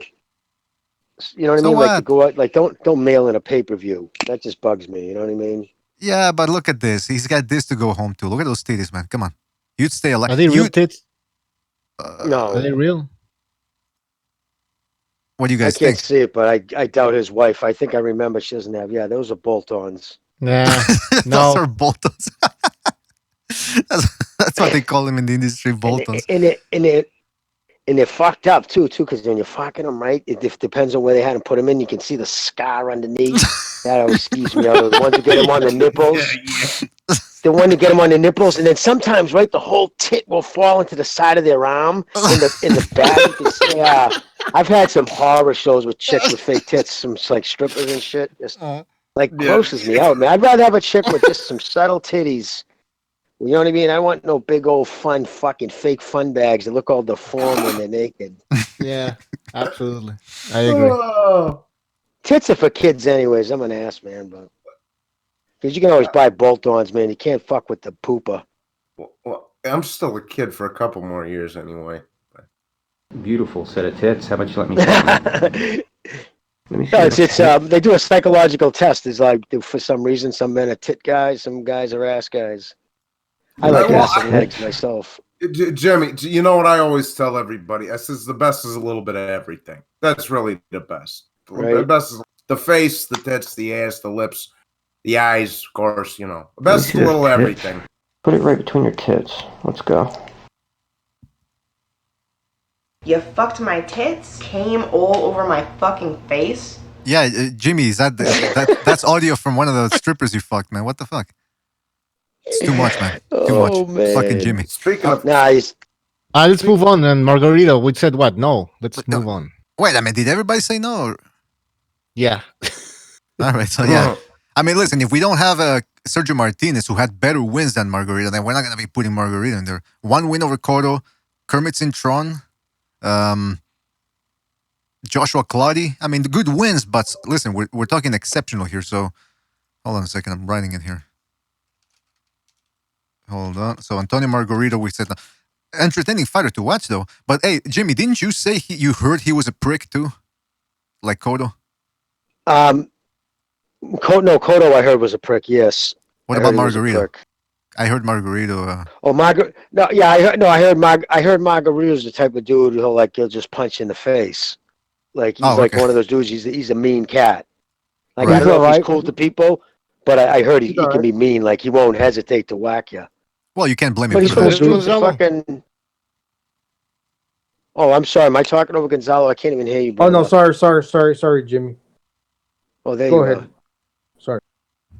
Oh no, it's like I'm hearing you probably a few seconds after. I know this shit gets old me saying that, but it truly is. I don't know if it's where I live, but sometimes I can hear my voice after. It's crazy. It's literally a full sentence, and then it plays back. I can hear it in my earpiece. I'm like, fucking hey. But yeah. So yes, no, I heard he was mean. That's what I was heard. I heard he was a vicious prick. Like if he wasn't a professional boxer, he would have worked for the cartels. Oh, that mean, huh? That mean? Yeah, like he wouldn't have had no problem putting a bullet in somebody's head. Jeez Louise. That's what I was told. Oh. I could have been being fucking fed fucking line of shit. Nah, this dude who told me was pretty solid. Jimmy, I could totally see that, dude, because the man was a fucking savage. It showed in the ring, bro. I could see that. I could totally see it. What the fuck? Yeah, if he wasn't a boxer, like you say. Like Gennady Golovkin and there's a lot Sergey of guys who did it both. Yeah. Rocky Marciano, man, he used to collect for the mob. Who knows if he ever killed anybody? I'm sure he would have denied it. But how many guys collect for the mob who don't usually end up at least not killing somebody? I guarantee we fuck some dudes up. And it takes a special special kind of dude to inflict pain on somebody you'd have not, you know what I mean? Just because you're being paid to. Hey, by the way, hold on a second. Before we continue, we got a phone call here. Hold on a second. Let's go to 610. 610. You're on the air. 610. Yo, what's up, guys? It's Jackson. How you doing, Jackson? Thank you for calling in. What's on your mind? I'm good. You got me a little fired up. I want to say fuck Andre Ward, but I guess on paper he gets in, but I don't agree. I mean, he's going to go down for winning this. Can we just go over this one more time? He won the Super 6. He beat Chad Dawson, and he beat Kovalev. I mean, he didn't really even beat him, but like his work at light heavyweight. Think about that. There was Bivol, Beaterbeef. You can't be a pussy and make the Hall of Fame. You can't that should not be allowed. What do you guys think about that? Do you think it's an attitude comes into play, no work at light heavyweight? All right. Well, let me ask the panel. Yeah. Go ahead. Well, for me with Ward, it's like this. There's pluses and minuses. Plus, last American to win a gold medal. To me, even the images, I know it's images, but that is the totality of a career. Okay. But here's the caveat with him. Everything had to be that dude's way. Like worse than probably any fighter in modern history. The fucking judges, location, fucking gloves, in every fight. I mean, he dragged people into weight classes. You know what I mean? He never fought over in Europe. you know, and like you said, And and he then that's still a lost big to thing right there. Kovalev A, the he didn't first win that time. first fight, and then here's the thing: he retired 33. What right as all was like your boy just said right there, Jackson just said a bunch of fucking, big dogs were coming up in that division. To me, it seemed like okay, I won by. Yeah, it's Exactly, interesting, man. Jimmy. So Jackson, you're taking attitude and character into account, not just the accomplishments. I think you have to when you're talking about the Hall of Fame, because people go in for different reasons, like Arturo Gatti and stuff. He goes in as a political, what's the word for this? He goes in like as Jimmy was saying, gold medal, beat like when we're in aka Russian collusion, beats the big bad Russian. I mean, actually he gets destroyed, but he beats the big bad Russian. He was a pretty good fighter at super middleweight with some aggressive tactics. I just don't. I mean, there's always going to be that corruption variable of the sport of boxing. So, it's. I mean, if you look at it with open eyes, you would say no, because he doesn't have enough. Like if you look at somebody like Pacquiao, his resume is stacked with Hall of Famers, and that's what you should want to see with a guy. But he hasn't beaten enough great fighters. Yeah, man. But it's interesting. I disagree about the fighters, though. But it's an interesting argument that if a guy, I mean, technically he was never caught or disqualified or anything but he was a dirty fighter. And some people say that, hey, if you get caught, for example, using PEDs, you should never be allowed into the Hall of Fame. So maybe I can see your point there with Andre Ward. He elbows and headbutts and hitting below the belt and a lot of clinching. So you gotta wonder, hey, he used a lot of dirty tactics. But then again, there would be a lot of guys that would have to kick out of the Hall of Fame for using dirty tactics. Well, But BDA, a lot of guys use some pretty dirty tactics, like Mayweather with the elbows. Pacquiao gets in there with the head sometimes. Tim Bradley headbutts. I mean, Sandy every Sadler. guy has their little tactic they use that bends the rule. Like Ali used to grab everybody behind the necks. Joe Frazier with the low blows. So you could say that with every fighter, but with Andre Ward, I think Jimmy just said it best. Last American to win the gold medal, so he gets in as like a political African American fighter, I'd say. But I think you're right with the dirty tactics, definitely. yeah, man. I mean, but I still listen. He didn't get disqualified or anything, so he has to be. And also, I think I don't know how much. Like, can you really say for a fact that without those dirty tactics, he would have lost those fights? I can't. So he's gonna go into the Hall of Fame. He's still a pretty good fighter. Yeah, Absolutely. All right, listen, Jackson, we gotta move on. But anything else you want to mention before we move on? I just want to say I agree with the list. Cotto, I would say, is like a gatekeeper for the Hall of Fame. Like he gets in, but I don't know if it's first ballot because they used to take 3. So I don't. So I guess they're taking 5 now. So I don't. If it was only 3, that's a really hard list to be a first ballot Hall of Famer. So you got to have really accomplished resume. So that's all I say. Yeah, we have high standards here with this mythical. All right, guys. Yeah, man. All right, take it easy, Jackson. Thank you for calling in, man. Catch you on the next one. Go ahead, Jimmy. No, I'm sorry. I said see you, dude, to him. I was saying bye to him. That's all. I shouldn't do that. Just it's a reaction. That's all right. I That's hear right. someone saying goodbye. Listen, we got to go to another phone call real quick. 929. You're on the air. 929. Yo, BDA. Yes, 929. You're on the air. Hey, what's up, guys? Birch Wilson. It's funny that yeah, what's up, guys? What's up, man? What's up? Well, it's funny that the last caller mentioned, the dirty tactics. I had a little debate with. I gotta call somebody out in the chat. Okay, Mark PvP, man. Listen, man. I don't like Floyd as much as you do, but I don't think that the illegal tactics that he did in the ring really overshadowed his talent. So if you're listening, man, unless you have a strong case that those illegal tactics, and Kenny Bayless protecting him, got him wins. You call up, man. This is what this is, a boxing debate arena. Okay. Now I have a question in regards to the Hall of Fame, and it involves Gennady Golovkin. Does he get in with the 20 title defenses despite his resume, which lacks in big names? For me, yeah. Yes. 100%. Because you take the nuances, you take the fraught, you take that Cotto paid him $500,000. You figure in for me that Canelo waited him out 2 years until he saw the first sign of fucking reclining after the Jacobs fight. Then he was like, okay, now it's time. That was, to me, just bullshit when he pulled that. But you take into that, and he fought all his defenses. Tom Loeffler tweeted out the list of fucking offer sheets that were declined, and it's everybody. Anybody who was anybody then declined them. What could you do? You know what I mean? It wasn't like he made legitimate offers. In the beginning, it wasn't because he was too dangerous with not enough money tied to his name. And then once all of a sudden he became Triple G, the big drama show, then money was there. But everybody, when he was in his peak, 2014 to 2017, dude was lethal.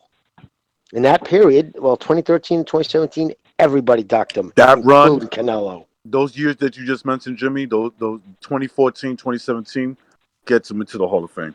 Well, absolutely. And let me say this. I'm not saying Triple G's resume is better, but it's still fucking on par with like Bernard when he was at middleweight and Monzon and some of these other dudes, dog. Johnny, exactly. he destroyed middleweights of his era. Yeah. Middleweight. I'm talking about middleweights, not, I'm not talking about the littleweight fighters, just guys who were at the middleweight class. With all the guys that ducked him, still the guys that he did fight, he destroyed their asses. Remember that dude he fucking whacked? The little dude there. He's a heavy puncher. You remember his eyes? He was sitting, he landed on the fucking BDA has him in his films all the time. Curtis Stevens. Curtis Stevens. Yeah. Curtis Stevens was a fucking, that kid hit like a mule. He fought who was there. And he never ducked anybody. He fucking offered Eubanks. I love how he dragged up a fucking wall. What was he supposed to do? People don't understand when you're that. You guys understand, but the people who complain about him, how hard it is to book a fucking place to get the place, to get all those other intangibles in place to get a fight to happen. They had the fucking, put it this way, the money was on the hall. You know what I mean? Like the wedding was paid for. They had that date. They had to put somebody. And when Eubanks fucked around at the last second, declined. Fucking Brooks said, I'll do it. I'll fight him for that fucking $3 million. And what was Gennady supposed to do? No. People crucified him for that. David Lemieux has scary fucking power, that guy does. He's been inactive. If you take one flush on the face from him, a good one, bro, you got some fucking balls to you, bro. And he caught look, it was a total one-sided fight. GGG and Lemieux, but he did catch Golovkin, and he took it well. You could see it got his attention for sure. Mm-hmm. Yeah. So bottom line, guys. You go look at the Vegas odds. Are sort of BDA. Well, the bottom line, real quick, man, because Virtuoso asked, does he make it into the Hall of Fame then? I agree. Yeah, he does. Yes. 20 defenses, absolutely. Okay. Yeah, and the guys he fought weren't total bums. They were actually decent fighters. Gabe Rosado back in the time, he only had like 5 losses. Tough guy. Curtis Stevens, Matthew Macklin, Marco Antonio Rubio, which he annihilated. He had a lot of good wins. Gennady Golovkin reminds me a bit of destroyed top guys. He reminds me a little bit of Carlos Monzon. That those that don't know boxing, or he would be in the same category. Now people go like, "Well, who did he beat?" Look, Carlos Monzon beat what's his name? The Cuban guy that my memory's going. What's his name? Fuck, I'm drawing a blank too today. Mantequilla. What was his name? Mantequilla. Napoles. Yes, Mantequilla Napoles. If he would have beat Napoles today, people would be like, okay, but he beat a welterweight. Doesn't matter. Yeah, but look how he beat him up, and it's the same thing with Triple G. He beat up Kell Brook like he was a superior, bigger fighter, and he had a whole bunch of titles. That's what they used to call me running around the hood, bro. Mantequilla. Is that Johnny They used to call him Johnny Mantequilla. Yeah, so butter, baby. Yeah. I mean, well, look what how Spence fought Garcia, and there was a bigger size discrepancy between Spence and Garcia than there was between Triple G and Brook. You just look at their fucking face off, shirts off, shoulder to shoulder. His fucking shoulder his shoulder was almost equal with Brook. He only had an inch over. I mean, so like, and Brook was a fucking big dude. Spence fought a dude who was a lot smaller than him in length. Dude, he was a midget compared to him. Come on, exactly, please. And that went 12 fucking rounds. Triple G went in there and did what he was supposed to do. Look, Triple G He annihilated him.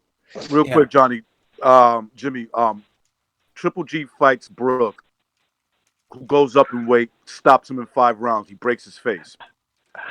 That same Brook comes from that fight, goes back down in weight to 147, he fights Earl Spence 8 months later, and almost goes the distance with him, with schooling him in the first 6 rounds of the fight. So what does that tell you? You should never went back to 147. That was stupid. Right. It tells me, you know what that tells me? Had they fought at 154, or he would have he would have fought Earl Spence first and then fight Triple G, we might be talking about a different outcome. Yeah, and also to me that real quick, Gonzalo, I was just gonna say real quick, fucking bro, Triple G and Kell Brook was the damn near the same size, bro. That dude was Triple G was a cunt hair bigger than that guy. Mikey and Spence, he's fucking 7 inches taller than the fucking guy. Yeah. By the way, before we continue, shout out to Project Jab, who donated with the super chat. He says, based on the plaster controversy, when does Margarito's wins start getting an asterisk beside them? Good question, Project Jab. Good question, man. And thank you for your contribution. We're gonna talk about that in the next episode. Because was that Jimmy? BDA. Hold on. I was gonna say, was that 100%? Is that a given? No. No. Yeah, because there's some people who interviewed him and did some stuff. Like Gabe Montoya. I know some people don't like him. He went pretty deep in that. Sat with him for 2 days, talked to people around him. He said, it's a fallacy. There was no actual. Look, brother Nassim, whatever, right? Whatever the fuck his name is, Bernard Hopkins trainer. Yeah. Is a criminal. Brother Nassim. That's all you need to know. He's a criminal. But my thing is this: why plaster of Paris? What the fuck would that do? He's the guy. You need to mix it with sweat, so they're expecting it to harden into a fucking cast-like thing. That would hurt his hands, I would think, as much as the dude he was punching. But I don't know. I don't trust nothing that guy puts his hands on. Nothing. Yeah. But hold on, let's because Rich Ross is still on the line. Go ahead, Rich Ross. You want to say something? I got another question. Okay. Did Abel Sanchez ruin Triple G or wasted his time? As 2018 would show, that guy went like over whatever fight he was coaching. Sorry, what? I didn't get it. What? Did Abel Sanchez ruin Triple G? Triple G, no. Yeah. Nah, man. I don't think he helped him. I think he did his job. The rest was Triple G. That's just. I don't know. Can you say he hurt him? I don't know. Maybe keeping him in Big Bear for a little too long. Yeah, well, that's it's like nitpicking at this point. Well, start from fucking Triple G. I mean, I was at the fight, so I'd have to wait till I got home to listen to the Abel in the corner. I didn't hear him talking about going to the body. I never heard Abel really tell in the fights that I was like, "Oh Jesus, Triple G, the body was there." You didn't hear him saying that. It's like I don't know. I have mixed feelings about Abel, to be honest. In 2018, the guy didn't have a fighter that won that he trained. Am I correct? He was winless. Well, I mean, back in the day, it was really concerning to me. Yeah, back in the day, he had Terry Norris and Lupe Aquino, and then all of a sudden, for about 20 years, he just I never saw him in the corner of a major fight. So I don't know I don't know if he was doing a little plaster work, a little sheetrock work, because I know he works with houses and all that. But he disappeared off the scene for a while, and then he reemerged. But I mean, again, he was working with Golovkin. Everything was going fine for about 4 years when Golovkin was a monster. All of a sudden, he loses to Canelo and struggles with. Well, he struggles a little bit with Jacobs. He loses to Canelo. All of a sudden, whoops! It's Abel Sanchez's fault. I mean, I don't know. It's kind of hard to determine for a fact whether he was more detrimental than beneficial. So. Yeah, I think he did him good. You see, this is the thing I don't understand. I'm kind of confused with the boxing world. How the perception of Golovkin is kind of unfair, because Canelo gets full credit for tying Canelo, which Golovkin should actually won. And the second fight was so close that when you see those two fights, they praise Canelo really highly. But Golovkin, he's not seen in the light as Canelo. So what's the difference?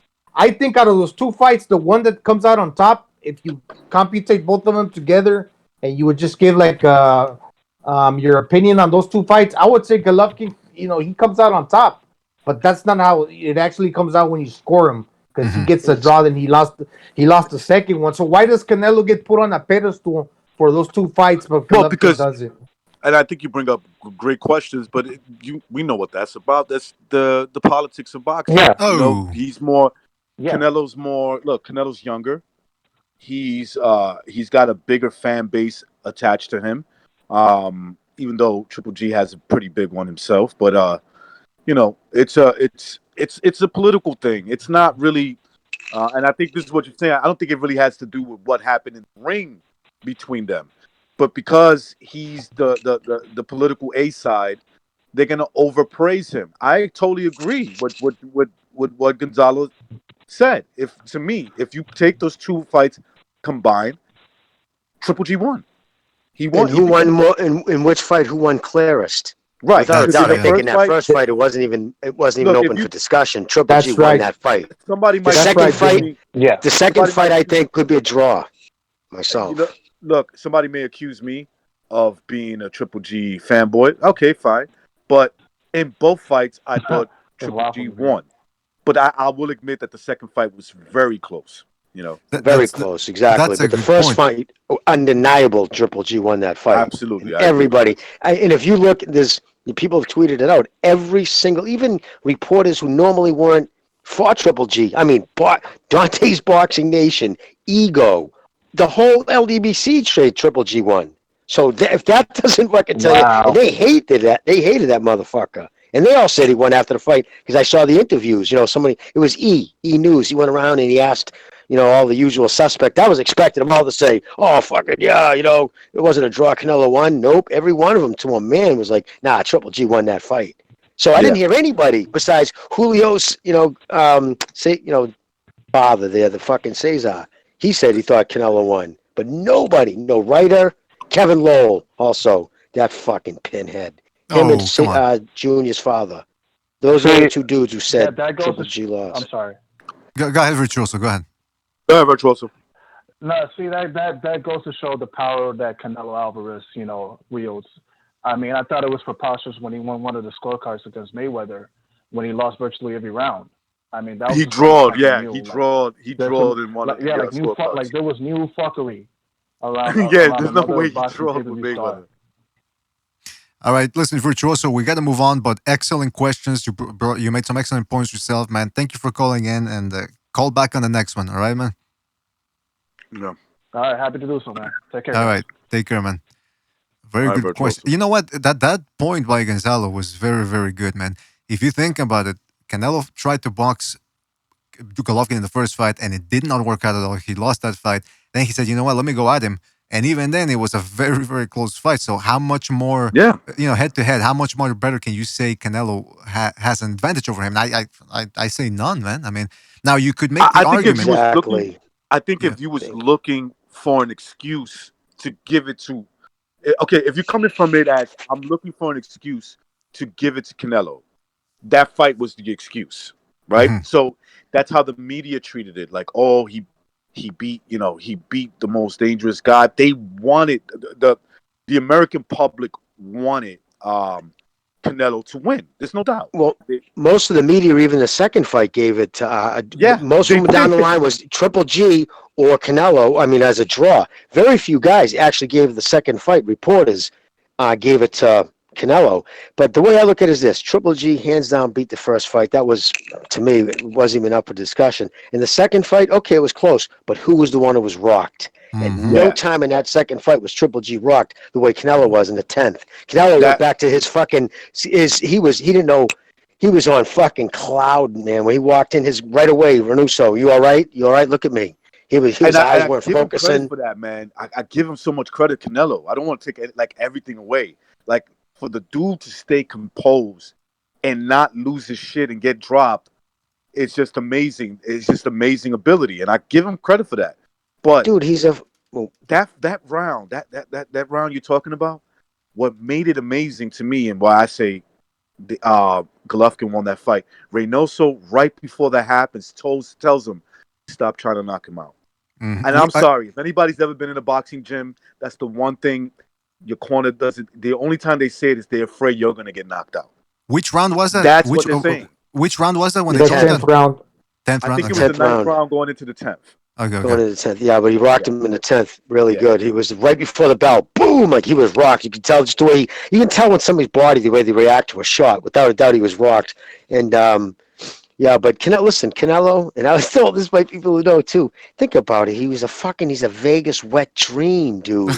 He's a Mexican, but he's a he looks a white like boy. A white boy. Red. He looks like he's all fucking from Ireland. Come on, you're like, God, this is awesome. The Americans instantly. You know what I mean? I'm just being honest. That's a perfect combination. A white Mexican. Think about it, right? He looked like he's off the boat from fucking Scotland. And there he is with the fucking, and he's got the Mexican crowd, and I'm telling you. He looks like he's from Boston, but he's from Mexico. Right? Dude, he looks like kids I grew up with, I'm telling you. And there he is from Mexico. So, of course he was going to be a Vegas. He was the person to take over for fucking Mayweather. There's a neighborhood in Queens. I'm sure you've heard of this, Jimmy. It's called Maspeth. It's like where all the Irish live at. He looks like he's from there. He don't look no different than those guys there. Yeah. Crazy, right? I know. There's I'm not trying to a lot sound like I wasn't trying to bring up race or nothing like that, but you know what I mean. But it's a perfect. Go ahead, Gonzalo. There's a lot of white Mexicans in Mexico City. Oh yeah, I've met a few. Lot. Oh yeah. Again, I'm not trying to say. I wasn't trying, but you know what I'm saying. The freckles, the red hair. This was why, and I'm sure he must have been teased relentlessly when he was a little kid. Oh though, yeah, I bet. yeah. Spanish people are real tough about that. They always, the light skinned guy is more. He's soft. His nickname's Cinnamon, right? I mean, Canelo, isn't that Spanish for cinnamon? Yeah, like so yeah. Yeah, cinnamon. Think about if you had a redhead friend. I know the redheads I hang around. If I start calling them Cinnamon, they'd fucking smash a beer glass in my face. Canelo. It's not like it's a fucking a good nickname. I don't know. For kids I knew wouldn't think so. Now the red freckles and the red hair, yeah, that stands out more. I don't say there's like too many of those in the Mexico. Yeah, no. You see, what Jimmy's saying is, in Vegas' point of view, the optics of this Mexican who's, a pretty handsome kid. You don't have to be fucking gay to say that. Like, you could just look at Canelo and say he's a handsome dude. He, he's Mexican. The crowd is, he brings the crowd out. He's pretty, and you can't say he's not an exciting fighter. On top of that, he gives you, entertainment in the ring. So, and how much trouble has he been in? Right? Yeah, he doesn't he's really not a knucklehead. He's a respectable kid too. Yeah, he's very respectable. So, it's like he's perfect for them. So they couldn't give him. Of course, they wanted him to win against Triple G. Triple G couldn't knock him out. If we were living above Kazakhstan, it'd be a different. You know what I mean? It's political, like you said. Yeah, because if they wanted Triple G to win, or they said, "Look, I don't care who wins this fight. Let's just see what happens," they would give him the first fight. They would have gave it to him. Listen, Vegas knows the Mexicans drive the market. They do. Well, yeah, they do. Area, without a doubt. Guys, real quick, I got to give a shout out to John Gonzalez, who just donated with a super chat. Shout out to John. And he says, one of my childhood friends was a ginger and he was from Mexico. He got teased a lot. All his siblings wore dark hair and dark skin. Poor guy, man. Did they call him quesadillo? Or quesadilla, like they call the Canelo? Look, shout out to John. Johnny, that's my favorite fucking mailman. He's a good guy right there, Johnny. Spanish people, like Puerto Ricans too. We like, look, my family, right? I have a lot of siblings. I have a lot of brothers. My father had a lot of kids, and he had them from different women. Um, when I'm with my brothers, they stand out just a little. I guess I stand out a little different than they do. I'm the lighter skinned one. I'm the lighter of all of them. The more European stock. Right, the more you're but Yeah. they'll fuck with you. Like, well, I'm older than them, so it's different. But I had an older brother, rest in peace, who was very dark skinned. If you saw him, you would just think, oh, he's a black guy or whatever. But he was pretty dark and not real dark, but he was darker than me for sure. And he would fuck with me. Oh, you get the they'll give you the job over me because you're white. And it's nothing like it is in Puerto Rico. It's brutal there, Puerto man. Rico is brutal. It's Brutal. The light-skinned Puerto Ricans from the Spain, yeah. Oh man, the landowners, they used to actually break it down by class. Yeah. If you live in the caseríos, which is the project, it means the projects, right? If you live in those, and you're a white Puerto Rican, listen, everybody's different. Everybody's different. I met some of the craziest people I've met are like light-skinned Puerto Ricans and shit like that. But I'm just saying, like down there, like you said, yeah, the ruling class too.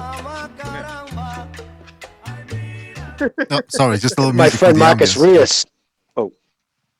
By the way, before you go on, Jimmy, sorry, we're gonna take one last phone call before we go here, because we're ended soon. 773, you're on the air. 773. How y'all doing? Good, man. How you doing? Who's it? Identify yourself. Pretty good. This is Kevin from Chicago. I got a quick point to make. I was listening to the boxing voice, that clown Nestor Gibbs, and what was he saying? He was talking about Devin Haney and saying everybody's ducking him and this and that. And then they got Nestor on Gibbs to said that? Canelo versus Bivol. Yeah, they're saying everybody's ducking Devin Haney. That's what it looks like, this and that. And then he was talking about Bivol calling for a fight against Canelo, and he's saying, Bivol, what are you doing calling out Canelo? You haven't done nothing. You haven't beat nobody, this and that.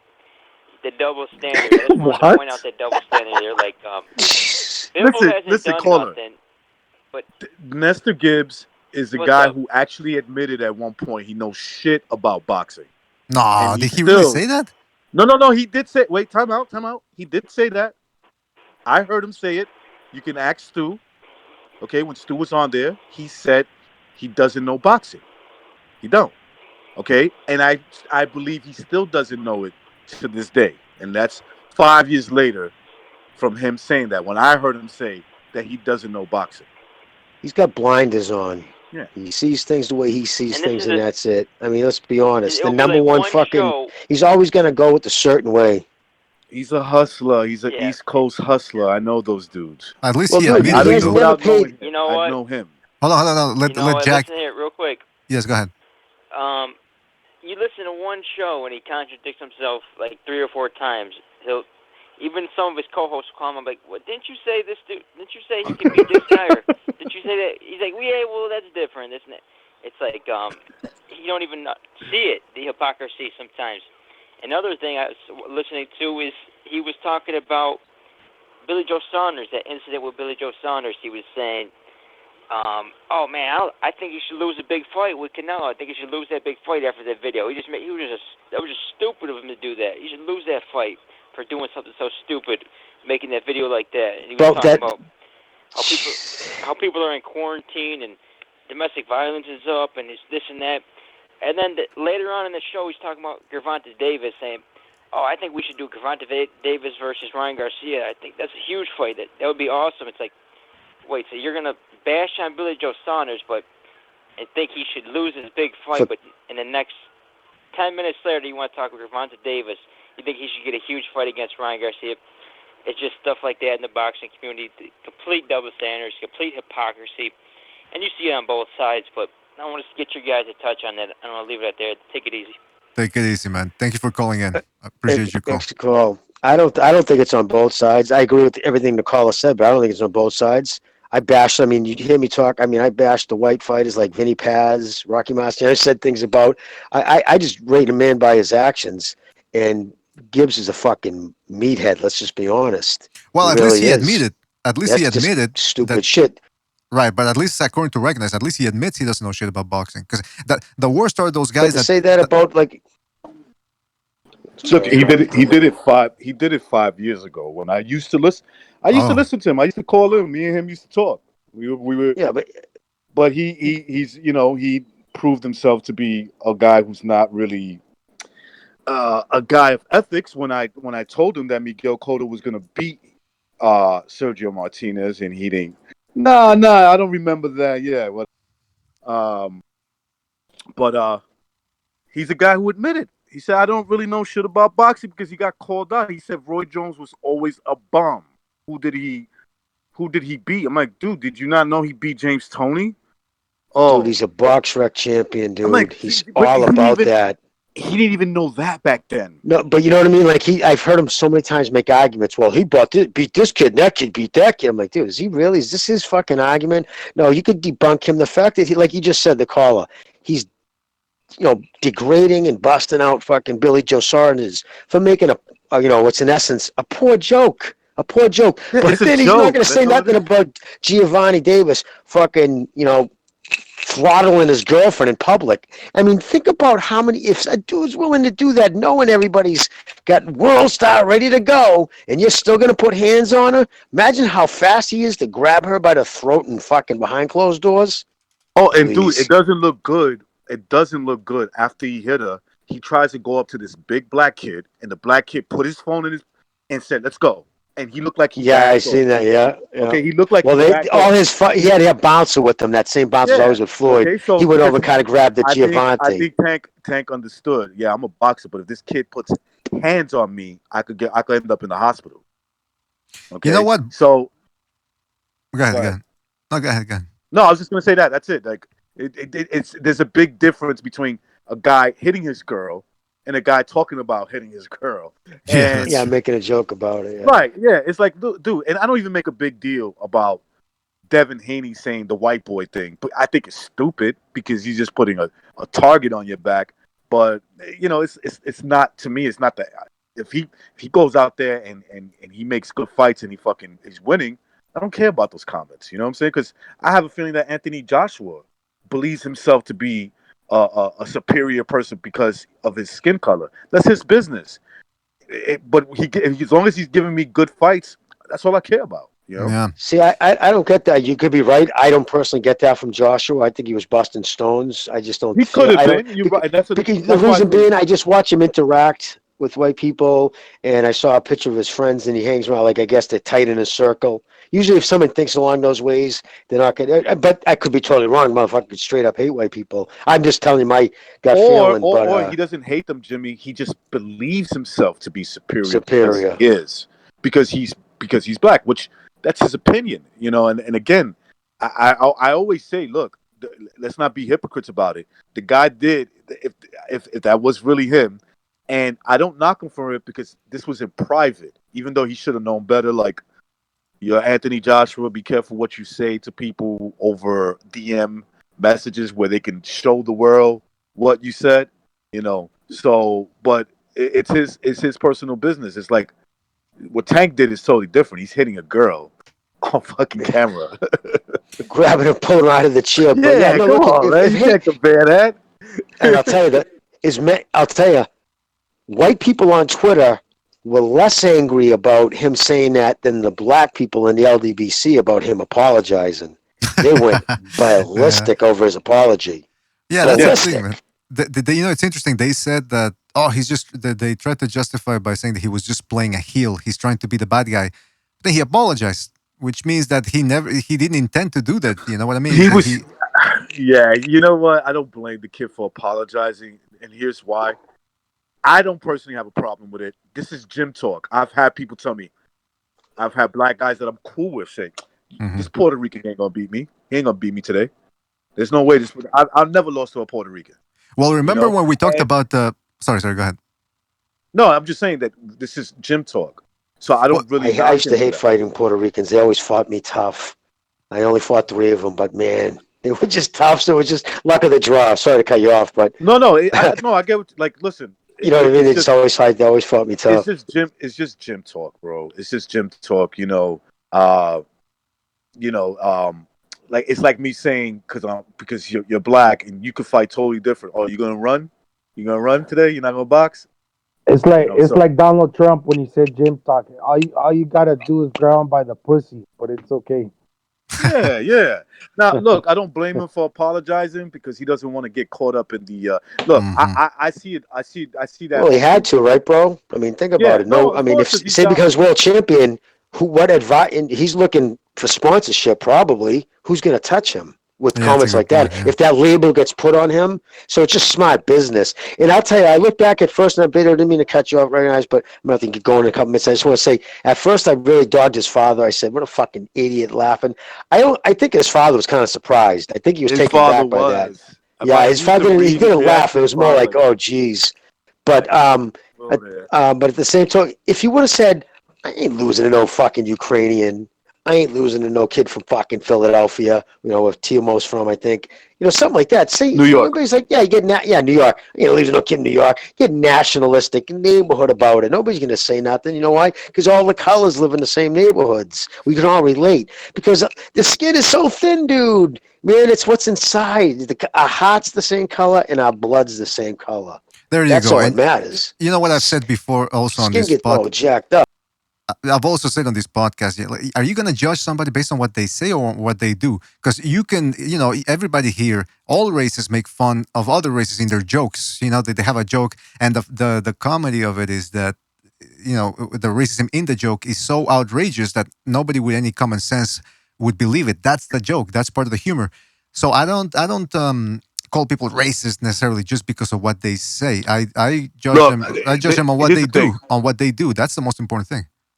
There's black dudes that I will crush them, and there's black dudes that will crush me. Okay, it's just the way it is, man. That's just the way. And you could say that about every race. There you go.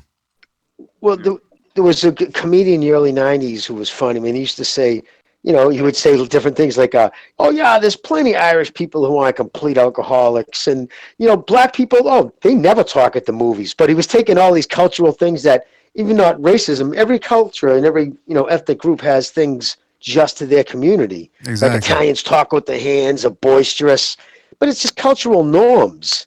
But I couldn't understand passing judgment on somebody on something they have no control over. Exactly. You don't choose to be born. You know what I mean? Like, to pass judgment on a fucking trait that can't be changed, to me is the level of stupidity. Well, Michael Jackson, by his actions and his deeds. Michael Jackson chose which race he wanted to be. But listen, I wanted to say at the end of the day, I don't think Haney should have had to apologize, and I don't think he should be losing sponsorships. We were pretty clear on our position. We said, look, we don't have a problem.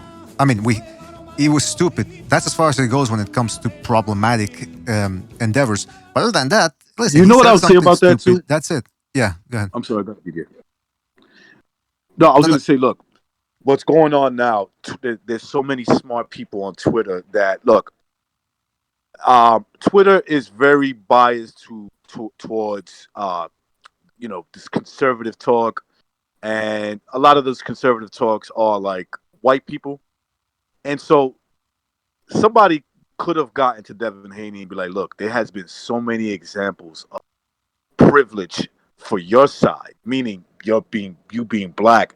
Being racist, like say a racist comment, and nobody calls you out for it, while white guy just hints towards any racist, and we have to block them, deplatform them, or whatever. Thank you. Just go out there and apologize. Because look, I don't care who calls in, and I'll challenge anybody that listen.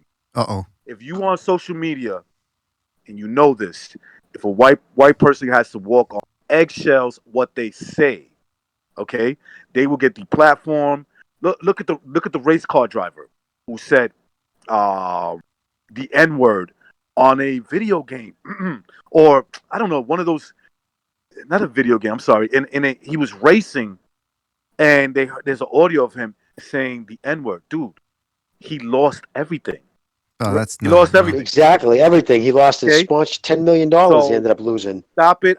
And this is for anybody. Bring it on. I don't care who you are, dude. I'll debate you. This isn't even a debate, right? Because there's been things that have been done, like Candace Owens, for instance. She deliberately took a tweet that was done by the New York Times editor Susan Young, a fucking a Korean woman I who know came what here she as a young child, hates Americans, and like I guarantee some frat boy dumped the pearls on her chest and never called her back or something. That's exactly Some what white happened, stud, because she just, dude, hates the shit. She would say nothing more gives me more pleasure than watching old white men suffer. I mean, she would just say the most horrific things. So what Candace did, right, took her exact tweets verbatim, but changed the word white to black. Her tweet wasn't up 3 hours and she was suspended.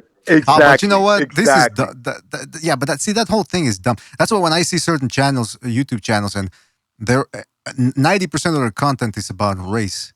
Keep it to boxing. Come on, I mean, listen. That's, we're just trying to talk boxing, have fun here, and everybody else wants to talk about I'll say this that guy's ducking I'll say that guy. This guy's a racist. This guy's ducking that guy. This guy's scared. if Ducking shit. Lomachenko, let's be honest, if Lomachenko would have said the same thing. Oh, forget about it. Listen, we already talked about for real. that. Come on. Yeah, I but we don't already think talked about. he doesn't. Yeah, I know, but we I'm already saying, talked about. We already went down that road. right, but he doesn't get away with it. Is my point. He does not get away with that. He doesn't get a pass. Hey, by the way, shout out to John Gonzalez for another super chat, and he says this is for the panel today. Gonzalo, Jimmy, recognize Johnny, BDA, and Bucho. Well, thanks, John. Really appreciate it. I'm gonna have to chop that up now. Thank you, Johnny. It sounds like that stimulus check kicked in. Thanks, John Gonzalez. Johnny's got a good gig, man. He's with the U.S. Post Office. Oh yeah, they don't. Yeah. Yeah, Johnny's got himself a good gig. He's a good guy, man. I like Johnny. Neither rain nor snow. Even though he's in Texas, I don't know if they get snow when they're in Texas. I like him too, Jimmy, but he's a psychopath. I like him. Oh, come on. All right, listen, guys. Yeah, but I'm not gonna say it on the. I don't want him coming after me. But listen, guys, we hit the 3-hour mark.